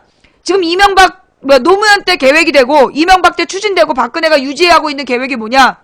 원전 21기를 더 늘리는 거예요. 18기인가 20개를 더 늘리는 건데, 원전 하나를 지을 때 원전이 가장 값싼 전력 생산 도구라 그랬잖아. 근데 값싼 전력 생산 맞다 틀리다. 개뻥이다. 한 개의 원전을 봉쇄할 때, 한 개의 원전을 이제 이만큼 다 했다. 이만큼 다 썼으니까 이제 문 닫자 할 때 들어가는 비용이 얼마? 한 기를 문 닫는데 121조 원이 들어간대. 121조 원. 이게 지금 원전이라는 것도요. 예. 여러분 봐봐요. 아파트 30년 되면 새로 짓잖아. 아파트 사람들이 그냥 산 아파트도 30년 지나면 금 가고 무너진다 그러면서 새로 지으라 그러잖아. 근데 이 원전은 어마어마한 고열에 계속 노출되어 있었던 이 도미야. 콘크리트가 이게 버틸 수가 없다는 거야. 거기다 지진까지, 약한 지진에 의해서 실금까지. 그러니까 이게 문 닫아야 될 때를 지금 벌써 이명박 때 문 닫아야 되는 걸 지금도 하고 있어요. 5년을 연장한 거야. 그러면 이 한 개의 원전을 처리하는데 121조 원이 들어. 현재 우리나라에 그 노후 원전이 몇 개? 11개. 곧 문 닫아야 될 노후 원전이 11개예요. 그러면 111조에 11개면 1000 몇백억이잖아. 1200개. 1200조. 그리고 지금 가동되고 있는 게 21개인데 결국 이것도 10년 지나면 또 노후 원전이 되는 거야. 문 닫아야 될 때인 거야. 그러면 어마어마한 돈이 이 원전에 들어가는데 지금 이명박 박근혜 꾸준히 노무현 때부터 지금 꾸준히 짓고 있다니까? 콘크리트 벽도 수명이 있어요. 무엇보다 원전의 문제는 고열로 인해서 그 콘크리트 구조물이 더 빨리 상한다는 거야. 예. 그래서 이 원전이라는 게 절대 값싼 전기가 아닌데 계속해서 원전을 짓고 있잖아. 우리 정부에서. 뭐 때문에? 정유회사 때문에. 지금 일본의 정유회사가 일본 전기요금 비싸다고 우리나라에 정유회사를 짓고 있다는 거야. 근데 이 정유회사가 그러니까 우리나라에서 생산되는 전기에 지금 우리 국민들이 쓰는 전기가 부족한 게 아니야. 우리나라에서 생산되는 전기에 13%만 일반 국민이 써. 87%를 산업용으로 쓰고 있어.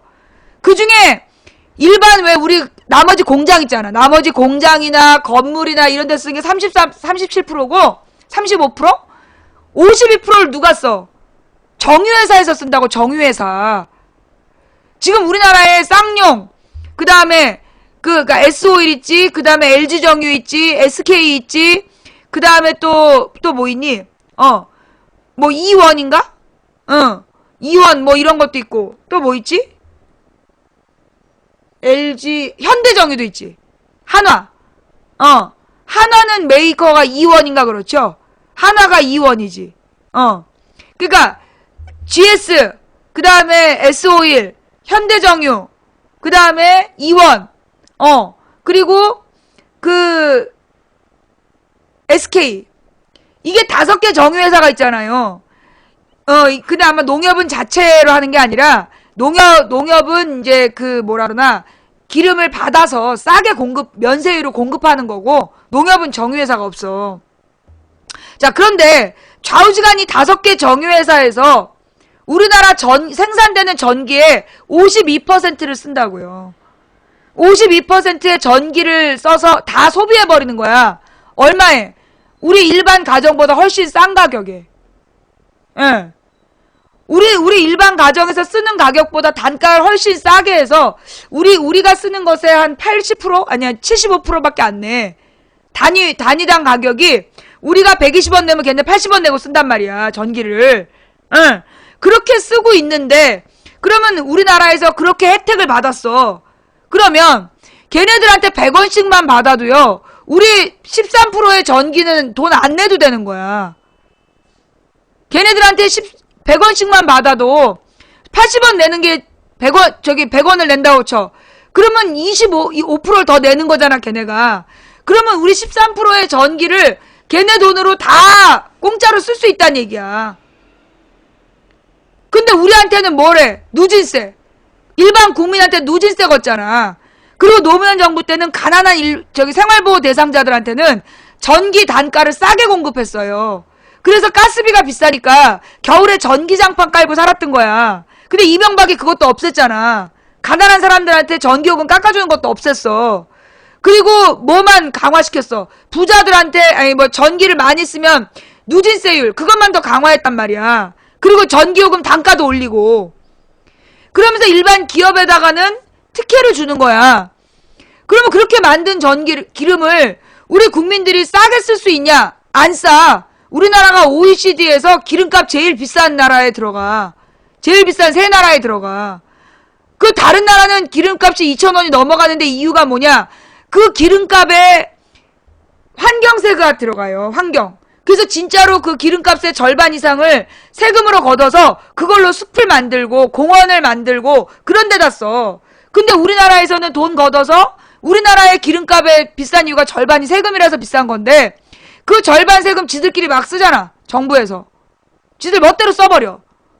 부자들 세금 깎아주고 세금 모자란 거를 기름값 올려서 기름값 세금으로 쓰고 앉아있는 거야 지금. 이런 일들이 왜 이렇게 벌어졌을까요? 지금 이 얘기 오늘 처음 들으시는 분, 내가 매달 얘기하고 있어, 이 얘기를. 왜 얘기하느냐? 여러분, 이 얘기는 정치와 무관할까요?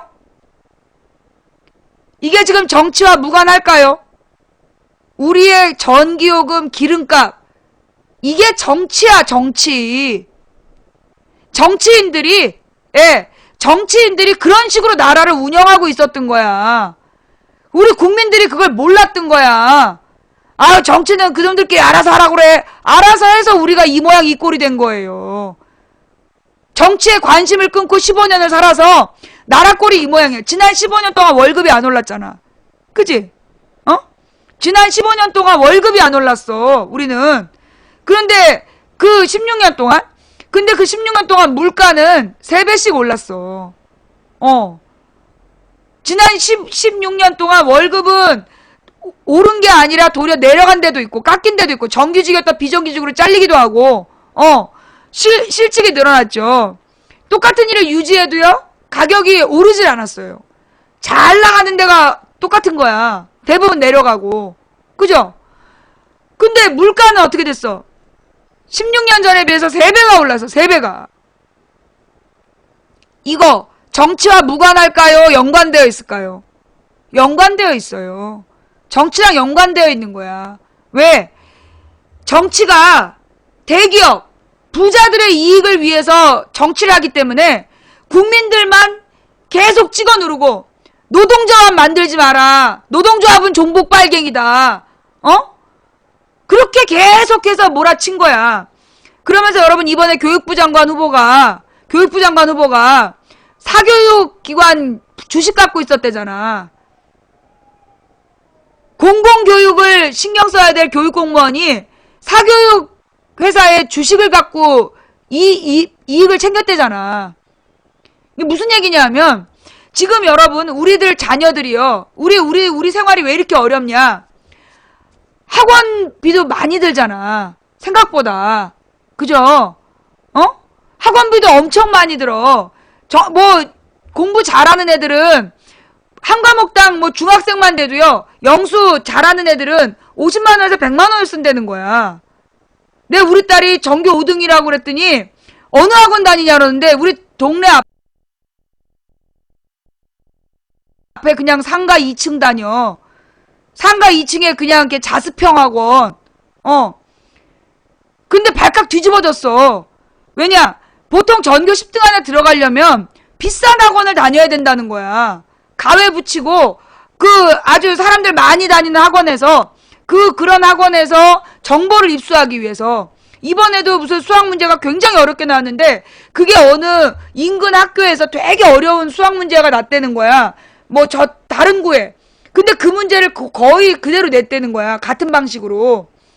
근데 큰 학원 다녔던 애들은 그 문제를 풀어본 애들은 100점을 맞았다는 거야. 근데 그렇게 큰 학원 안 다녔던 애들은 그런 정보가 없는 애들은 100점을 못 맞은 거지. 그래서 이 학원을 그래서 다니는 거야. 정보를 얻기 위해서. 대형 학원은 정보를 얻기 위해서 다니고 그러면서 영수가 부족하다 그러면 가외 선생님 또 붙여주고 무슨 돈으로 그걸 하냐고. 무슨 돈으로 그렇게 하냐고. 이게 말이에요. 우리 서민의 자식들이 사교육 따라가려고 그러면 가랭이 찢어져요. 소위 부자들이 사교육에 쓰는 돈이 옛날에 여러분 강남 엄마 따라잡기라는 드라마 봤어요? 거기 그런 말이 나왔다며. 아이의 실력은, 아이의 성적은 아버지의 연봉과, 아버지의 경제력과 엄마의 정보력과 아이의 체력이 결정한다. 그런 얘기가 나왔다며. 강남 엄마 따라잡기에 아이의 성적은 아빠의 경제력, 그 다음에 엄마의 정보력, 아이의 체력, 애는 몸만 건강하면 된다. 그래서 홍삼이 그렇게 잘 팔리는 거라며. 그런데 그 얘기를 내가 했더니 우리 분당 사는 큰형님이 아유 무슨 아빠가 돈 번 걸로 애들을 공부를 시켜 그러는 거야. 예? 그랬더니 아빠가 돈 얼마나 번다고 그 돈으로 애 뒷바라지를 하냐고. 아빠 버는 돈 갖고는 택도 없다는 거야. 아빠가 돈 버는 거는 갖고는 택도 없고 할아버지의 경제력. 워낙 돈이 많이 들어가서 할아버지의 경제력. 할아버지의 경제력, 아빠의 인맥. 아빠의 인맥이 뭐냐? 소위 입학사정관이라든가 면접을 볼 때 아버지의 인맥, 아버지의 지위 이걸 보고 뽑는다는 거야 학교에서. 그래서 이게 할아버지의 경제력, 아버지의 인맥, 아빠의 무관심 그거 옛날 얘기고. 그 아빠의 무관심은 옛날 얘기고 지금은 이 할아버지의 경제력, 아버지의 인맥, 엄마의 정보력, 아이의 체력 이게 있어야 된다는 거야. 실제로요. 지금부터 20년 전이지. 20년 전에 내가 그 대입반 가르칠 때 가외를 부탁을 해서 갔는데 사회가 과목을 100만 원을 주겠다는 거야. 가외비를. 나는 100만 원은 양심상 못 받겠다. 내가 그때 이제 대입반 강사 처음 할 때였는데 난 100만 원은 필요 없고 내가 필요한 돈이 60만 원이다 그랬어.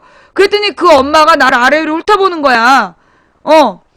그러면서 그 100만 원을 안 받았다고 그러면서 굉장히 기분 나빠하더니 애가 그 다음에 시험에 100점을 맞으니까 그러면서 나한테 과일을 오렌지 주스만 주더라니까. 한밤에. 밤에 애들 수업 끝나고 학원 수업 끝나고 가서 강의를 했는데 오렌지 주스를 주더라고. 그러려니 했어요. 저는 주스 싫으니까 물 달라 그랬더니 애가 물을 떠오더라고. 그래서 그냥 그렇게 애들을 공부를 가르쳐서 걔가 100점을 맞았어. 그랬더니만 어머 나는 뭐 우리 애들 100점 맞는 게 쉬웠어요. 100점을 맞았어. 그랬더니만 그 엄마가 그 다음에 이상한 물을 갖고 오더라고. 약간 한약기 담근 듯한 뭐 홍삼을 달여서 뭐하고 섞은 물이라고 갖고 오는 거야. 100점 맞았다고. 그러면서 그 엄마가 100만 원 안 받아서 나에 대해서 안 좋게 생각했다는 거야. 그런 동네에서 애들한테 투자할 때는 과목당 100만 원은 줘야 된다는 거야. 우리가 무슨 수로 따라가냐고. 그럼 이 미친 사교육 열풍. 여러분 인강을 들어요. 인강 열풍이 대단했잖아. 나는 인강이 그렇게 비싼지 몰랐어. 한 과목에 100만 원 정도 한다며. 6개월을 들을 수 있는 그 아이디를 주고 인강이 한 과목에 100만 원이 든다는 거야. 나는 그렇게 비싼지 몰랐어. 인강이 100만 원짜리라는 거야. 근데 애들이 언제든 들을 수 있다라는 생각으로 인강을 신청해놓고 거의 안 듣는다는 거예요. 제대로 못 듣는데요. 엄마들 생각에는 야 강의를 여러 번 들을 수 있으니까 얼마나 좋냐 이래갖고 100만 원씩 주고 끊어줬는데 실제로는 그 아이가 그 100만 원짜리 다 듣질 못한다는 거야. 그렇게 돈을 번대 인강회사가. 인터넷 강의. EBS 들으면 되죠. EBS 들어봤어요? EBS 문제집 풀어봤어? EBS는 학교 수업 완전히 다 듣고 학교에서 완전히 다 이해하고 학교 시험도 거의 100점 가까이 맞는 애들이 참고적으로 보는 거야. 무슨 얘기냐? EBS가 너무 어려워서 일반 서민의 아이가 뭐 반에서 중간 정도 하는 애가 들을 수 있는 수업이 아니라고. EBS 수능 과목이요. 뭐 여러분의 자녀가 EBS만 반복적으로 들으면 뭐 성적이 오르냐? 불가능하다고요. 너무 어려워요. EBS를 듣기 위해서. 그래서 내가 애들 가외할 때 EBS 교재로 가외를 해준 거야. EBS 강의를 듣기 위해서 애들이 가외를 받았다니까? 뭐 아닌데 공부 잘했나 보죠. 네. 물론 그 인구 중에 우리 학생들 중에 0.1%는 우리 학생들 중에 0.1%는 학원 안 다녀도 학원 가서 과목별로 공부 안 해도 그리고 막 100만 원씩 돈 안 들여도 전교 1등 한 애들이 있어요. 예. 우리 학생들 중에 0.1% 정도는 사교육을 안 받아도 지가 알아서 학교 수업만 듣고 교과서만 보고 그 다음에 선생님들이 기출문제집 준 거 그것만 풀어보고도 전교 뭐 상위권 안에 들어간 애들이 극히 일부 있어요. 0.1%? 나머지 99.9%는 안 돼, 그렇게. 그냥 이렇게 상위권에 갈 수 있는, 뭐 학원에서 한두 과목 보조받고 상위권 유지할 수 있는 애들 많아야 5%? 그럼 결국 뭐냐? 95%의 학생들은 학원에다가 돈을 쏟아 부어봤자 사교육에 돈을 쏟아 부을 수도 없고 따라갈 수도 없어. 학원에다가 우리가 그 부자들이 쓰는 사교육비를요 못 따라간다고요. 부자들은 그 가외 선생을 고를 때도 뭘로 고르느냐? 가격을 보고 골라. 이 가격에 이 사람이 계속 일을 한다는 거는 그만큼 검증된 거다. 근데 나는 맨날 늘 싸게 가르칠 수밖에 없었어. 남편이 시의원이라. 남편이 시의원이라서 내가 비싼 가외비를 요구를 못했어. 법정 강의로만 딱 걸어놓고 할 수밖에 없었는데 그래서 내가 우리 신랑이 시의원만 그만두면 내가 진짜 돈 벌 여러 가지 국리를 갖고 있는 사람이야. 근데 좌우지간 그건 딴 얘기고. 그래서 그 사교육비가 계속 우리 가정 경제를 어렵게 하고 있는데 이 사교육 구조 누가 만들었을까? 사교육 구조. 공교육의 시험을 계속 어렵게 내고 입시제도를 계속 바꿔갖고 혼란시키고 그래서 애들이 학교 수업만 가지고는 대학을 못 가는 분위기 누가 만들었을까? 고위 교육 공무원들이. 왜? 고위 교육 공무원들이 자기네들이 그 주식 가지고 사교육 주식에서 돈 벌고 있대잖아. 응? 결국은요. 이해찬 얘기하지 마. 여러분 나도 모르고 옛날에 이해찬 욕을 했어. 왜 이해찬 욕이 나오냐 하면 김대중 정부 때 교육부 장관이 이해찬이었어. 그때 그걸 뭐라 그랬더라? 8차 교육과정? 7차 교육과정이었냐 그때가? 이해찬 때 7차 교육과정이라는 게 생겨요. 그러면서 그 이전에는 아이들이 막 12과목을 공부해야 대학을 갔어. 근데 이해찬 때 과목이 4과목으로 줄어들고 그 다음에 수학능력으로 바뀌고 수학능력 시험으로 바뀌고 그러면서 뭐 창의성 위주의 교육이 생긴다. 그러면서 이 7차 교육과정이 그래서 이해찬 세대라고 별명이 붙인 거야. 그런데 그 7차 교육과정을 짠 사람이 이해찬이냐? 아니었던 거지. 7차 교육과정이 이해찬이 짠 게 아니야. 김영삼 정부 들어서자마자 그때부터 계획을 세워서요. 5년 동안 연구해가지고 그게 이해찬 때 집행이 된 거야. 원래 교육과정은요. 교육과정은 그렇게 갑자기 바뀌는 게 아니야. 김영삼 5년 동안 연구해서 나온 게 7차 교육과정이었어. 이명박은 지 맘대로 막 바꿨잖아. 그러니까 이렇게 교육과정을 엉망으로 만든 건 이명박이 처음이야. 이명박이 되자마자 마이스터고 만들어라. 그래갖고 연구도 없이 마이스터고 만들어서 지금 난리도 아니죠. 자사고 만들어라. 지금도 개판됐잖아. 그치? 거기다 선생님들 비정규직으로 돌리고 대한민국에 100년을 만친 게 이명박이야. 이명박이 교육정책을 개판으로 만들어갖고 교과서까지. 그동안에 민주정부 노태우 때부터 꾸준히 연구해가지고 나름대로 교육 민주화가 되고 있었는데요. 그걸 순식간에 무너뜨린 게 이명박이었어. 박근혜가 그걸 이어가고 있는 거고. 자사고 마이스터고 이런 제도들 때문에요. 실제로 교육 비용은 올라갔어. 교육 비용은 올라갔는데 양극화는 심해지고 일반 인문계고는 완전히 개박살이 났어. 정말 교육을 망가뜨린 게 이명박이야. 근데 그렇게 교육을 망가뜨리면서 대학을 가지고 막 서열화하고 모두 대학 미치게 만드는 거 누굴까? 고위 교육 공무원들. 대학의 돈벌이를 위해서. 그렇게 온 나라 아이들을요 학원에 때려 넣고 공부를 시켜가지고 그래가지고 애들이 대학을 졸업했어. 그러면 취직이 되냐고. 그렇게 해서 애들 공부시켜가지고 대학교 졸업시키면 취직돼요? 전체 대졸자의 3.5%만 정규직으로 취직이 돼요. 96.5%는 정규직이 아니야. 비정규직이라도 들어갈 수 있는 애들이 많이 잡아야 7, 8%고, 비정규직이라도 들어가는 게 많이 잡아야 7, 8%고, 나머지는 다 알바야. 알바. 그렇게 낭비되는 돈이 한 해 동안 50조 원이라니까요. 예. 우리가 대학 졸업장을 쓸 수 없는 대학에다가 한 해 동안 낭비하고 있는 돈이 50조 원이라고. 해마다. 2년이면 100조 원, 4년이면 200조 원을 그렇게 낭비하는 거야.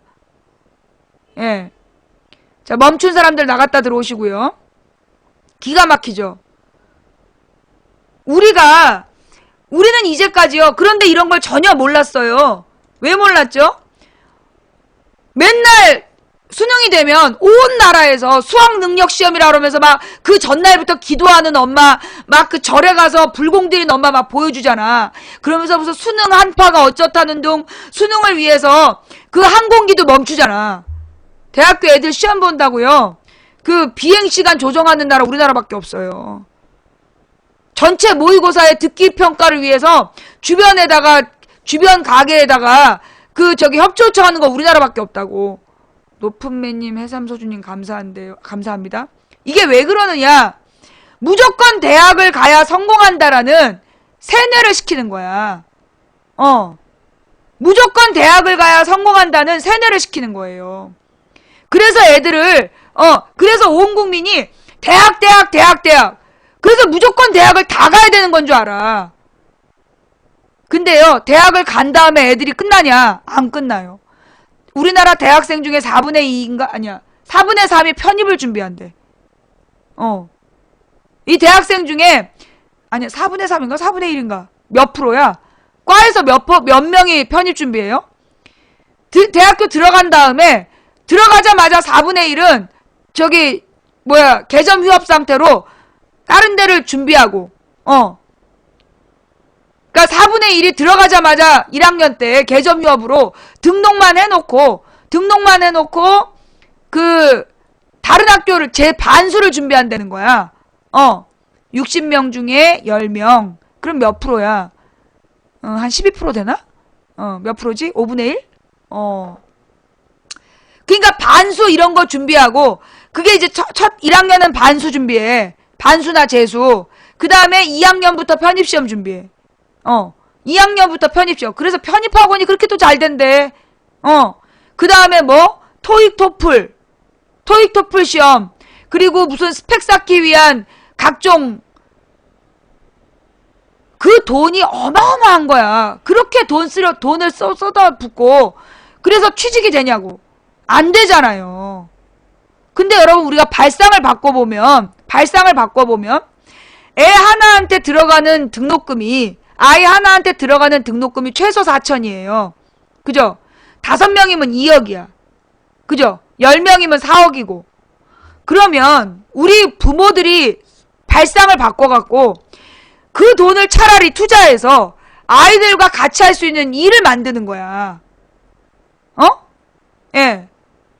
그 대학교 졸업장도 쓸 수도 없는 졸업장을 따기 위해서 우리가 돈을 그렇게 쓰지 말고, 돈을 그렇게 쓰지 말고, 우리가 차라리 그 돈을 투자해서 계속해서 벤처를 만드는 거야. 아이들의 능력을 개발해 줄 수 있는, 새로운 발상의 전환을 해야 된다는 거야. 1년에 50조 원이에요. 우리 국가 예산이 330조인데, 50조 원이면 어마어마한 돈이야. 그 돈을 청년 창업에다가 투자할 수 있다면 대단한 일이에요. 우리가 쓸데없이 이상한 대학에다가 그렇게 투자하지 말고, 그러면 이제 무슨 강사님들 막 불안하잖아요. 예. 그런 강사님들은 어디에서 공립대학을 만들자. 군립대학, 시립대학, 도립대학을 막 만들어서 그냥 빈 상점에 빈 데 있잖아. 임대가 안 된 빈 사무실 이런 거 빌려가지고 그냥 그런 데에서 공교육으로 대학 졸업장을 따는 거야. 도립대학, 시립대학. 등록금 4분의 1만 내고 가능하다니까 그게. 그렇게 하고 그리고 우리 아이들한테는요. 차라리 같은 돈을 들여서 그 따봤자 도움 안 되는 대학 등록금 내지 말고 그 돈을 아이들에게 투자해서 차라리 자기가 창업할 수 있도록, 뭔가 새로운 일자리를 만들 수 있도록 외국에 내보내고, 외국에 그 등록금, 한 학기 등록금이면, 한 학기 등록금 500이잖아. 500만 원이면요. 500만 원으로 아이가 뭐라면, 그 배낭여행을 하면 한 달 이상 있을 수 있어요.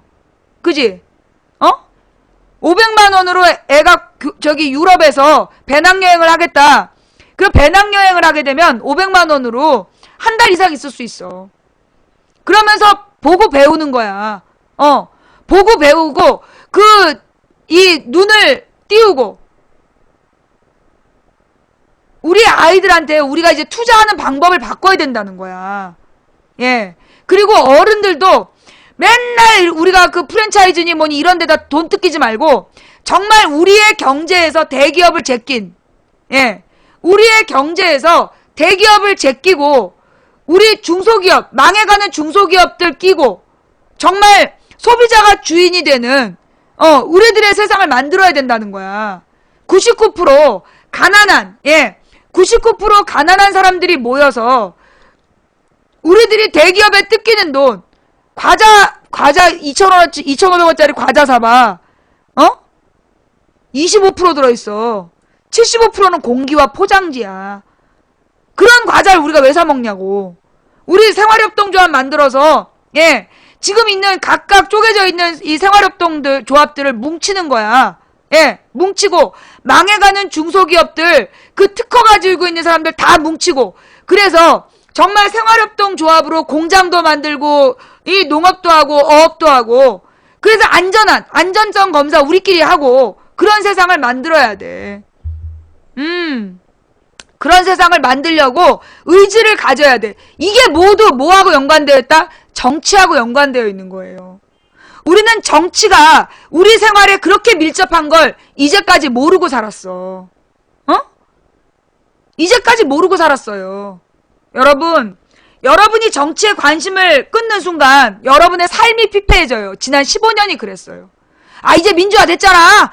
김대중이가 대통령이 됐으니까 민주화 된 거야. 아니, 김대중이 대통령 됐다고 누가 민주화 됐대. 이제 민주화 시작을 한 거지. 시작해서 노무현 때 걸음마 하다가 이명박한테 묵사발난 거 아니야. 이제 민주화는 됐으니까 정치에 관심 꺼. 그게 우리를 망하게 한 거예요.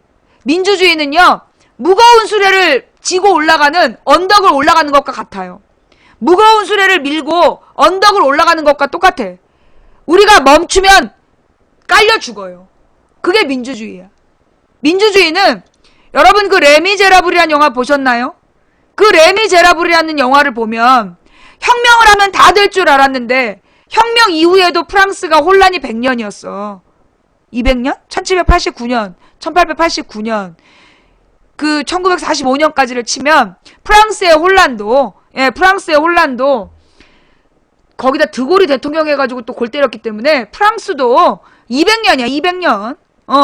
프랑스도 민주주의를 확립하는데 200년 걸렸어요. 그리고 나서 지금 사르코지잖아.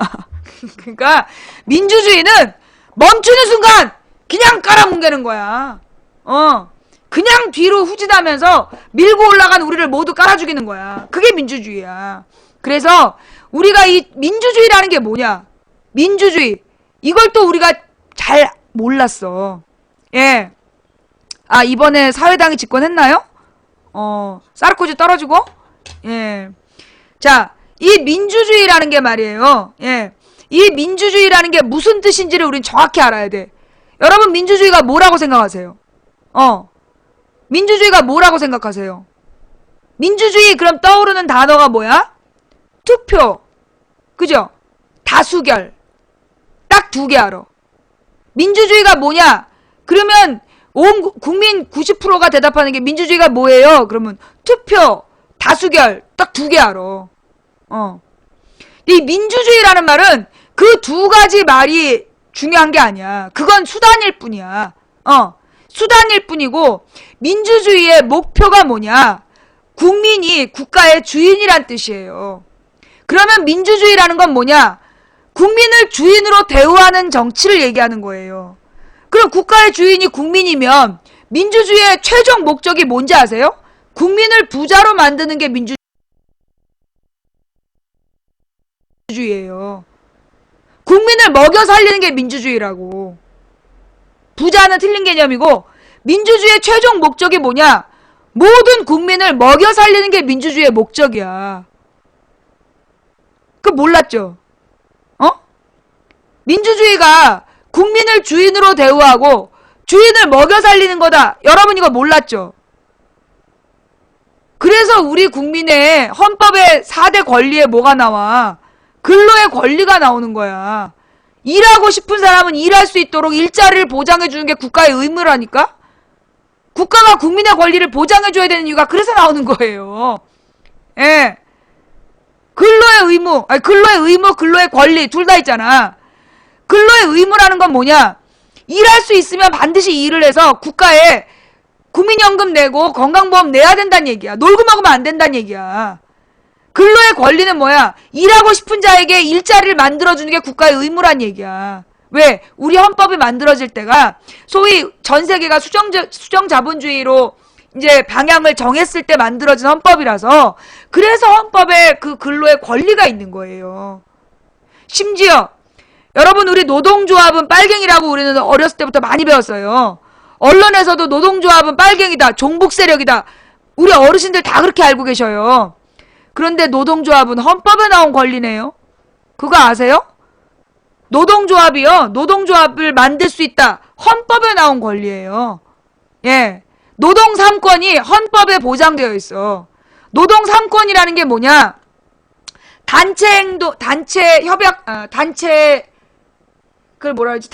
노동조합을 구성할 수 있는 권한. 정확한 명칭이 뭐더라? 노동조합을 구성할 수 있는 권리. 예. 그 다음에 단결권. 단결권. 그 다음에 노동조합이 회사에다가 뭐 이렇게 교섭하자 요구하면 저런 종북 빨갱이 새끼 막 욕했잖아요. 헌법에 교섭권이라는 게 있어. 그게 뭐냐? 회사 측에다가 경영자한테 노동조합이 노동자의 요구를 내는 거야. 그런데 이 회사가 말 안 들어. 그러면 어떻게 할 수 있다? 여러분 파업은 국가 경쟁력을 떨어뜨리는 매우 이기적인 행동으로서 이 좌편향된 노동자들의 잘못된 종북 빨갱이질이라고 우리는 알고 있었잖아. 파업이. 알고 보니까 파업도 헌법에 보장된 권한이야. 단체 행동권. 뭐요? 단결권, 교섭권, 그 다음에 단체 행동권. 이 세 가지가 노동 3권이에요. 그거 알고 계셨어요? 노동 3권이 이게 헌법에 보장된 권한이야. 노동조합을 만들 수 있다. 그리고 노동조합이 회사에다가 노동자의 요구를 할 수 있다. 요구를 들어주지 않으면 단체 행동할 수 있다. 요거 처음 들으신 분? 아 이거 봐. 어머. 미안해요. 이거 내 잘못이야. 내가 이거 해마다 했어야 됐는데 해마다 이걸 했어야 됐는데 와 몰랐던 분 되게 많으시네. 죄송해요. 제가 이걸 계속 했어야 됐는데 이건 매달 이 얘기 해야 돼. 우리 매달 16일에 오늘은 25일이지만 우리 매달 25일은 이 얘기를 할까요? 하여튼 요 얘기는 매달 반복적으로 해야 돼. 우리 국민이 많이 몰라. 아니 여러분이 부끄러운 게 아니라요. 안 가르쳤어요 이걸. 왜냐하면 나보다 나이 많은 사람들은 안 가르쳤어요. 나도 나중에 대학교 졸업한 다음에 대학교 때까지 아무도 안 가르쳤다니까. 학교에서는. 그 다음에 내가 노태우 김영삼 때 바뀐 교과서로 아이들을 가르치면서 알게 된 거야. 사회탐구 가르치다 알게 됐다니까. 정치교과서, 법과사회 교과서에 보니까 바뀌어 있더라고. 헌법에 보장된 권리인 걸 우리 모르고 자란 거야. 아무도 안 가르쳐줬지. 그러니까 나보다 나이 어린 사람들은 배웠어. 지금 20대나 30대는 배웠고 나보다 나이 많은 사람은 안 가르쳐줬다니까. 안 가르쳐줬어요. 왜냐하면 나보다 나이 많은 사람들은 박정희 때 태어나 전두환 때 사춘기를 보내고 노태우 때 대학 시절을 다녔기 때문에 나보다 나이 많은 사람은 절대 안 가르쳐준 헌법의 비밀이야. 90년생은 배우지. 90년생이면 당연히 배웠는데 여러분이 90년생이 배운 게 그게 당연히 배운 게 아니야.